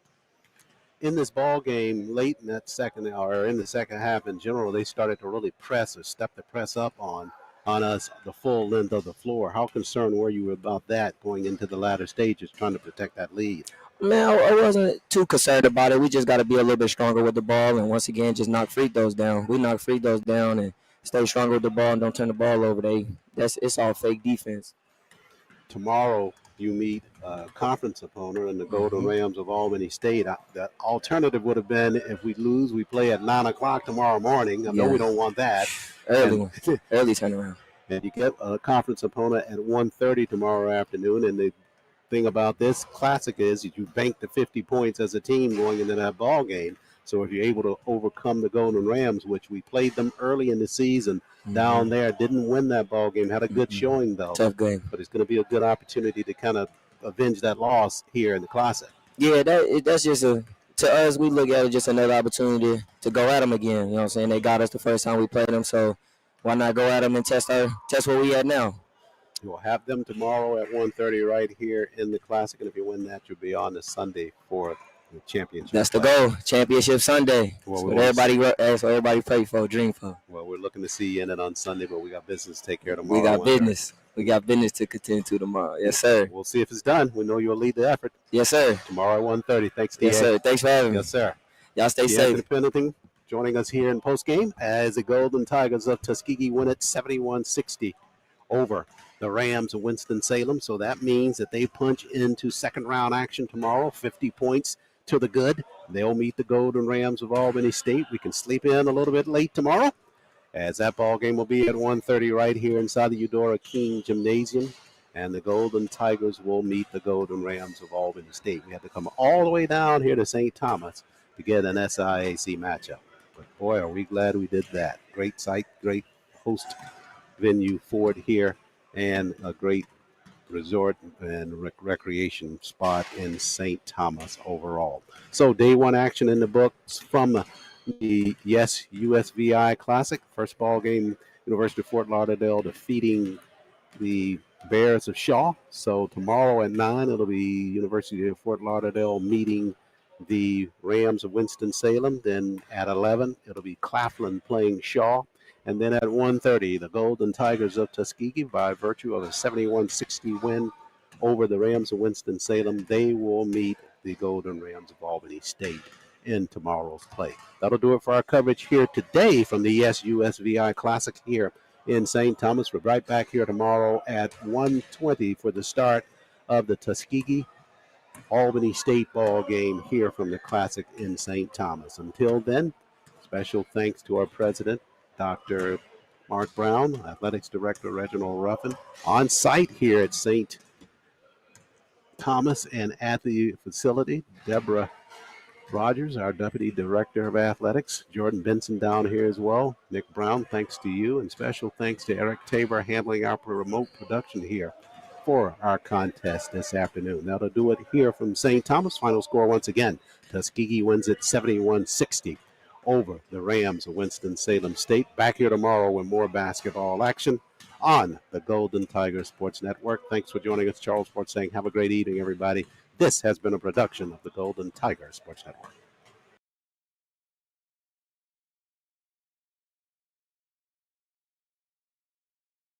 Listening to the Golden Tiger Sports Network.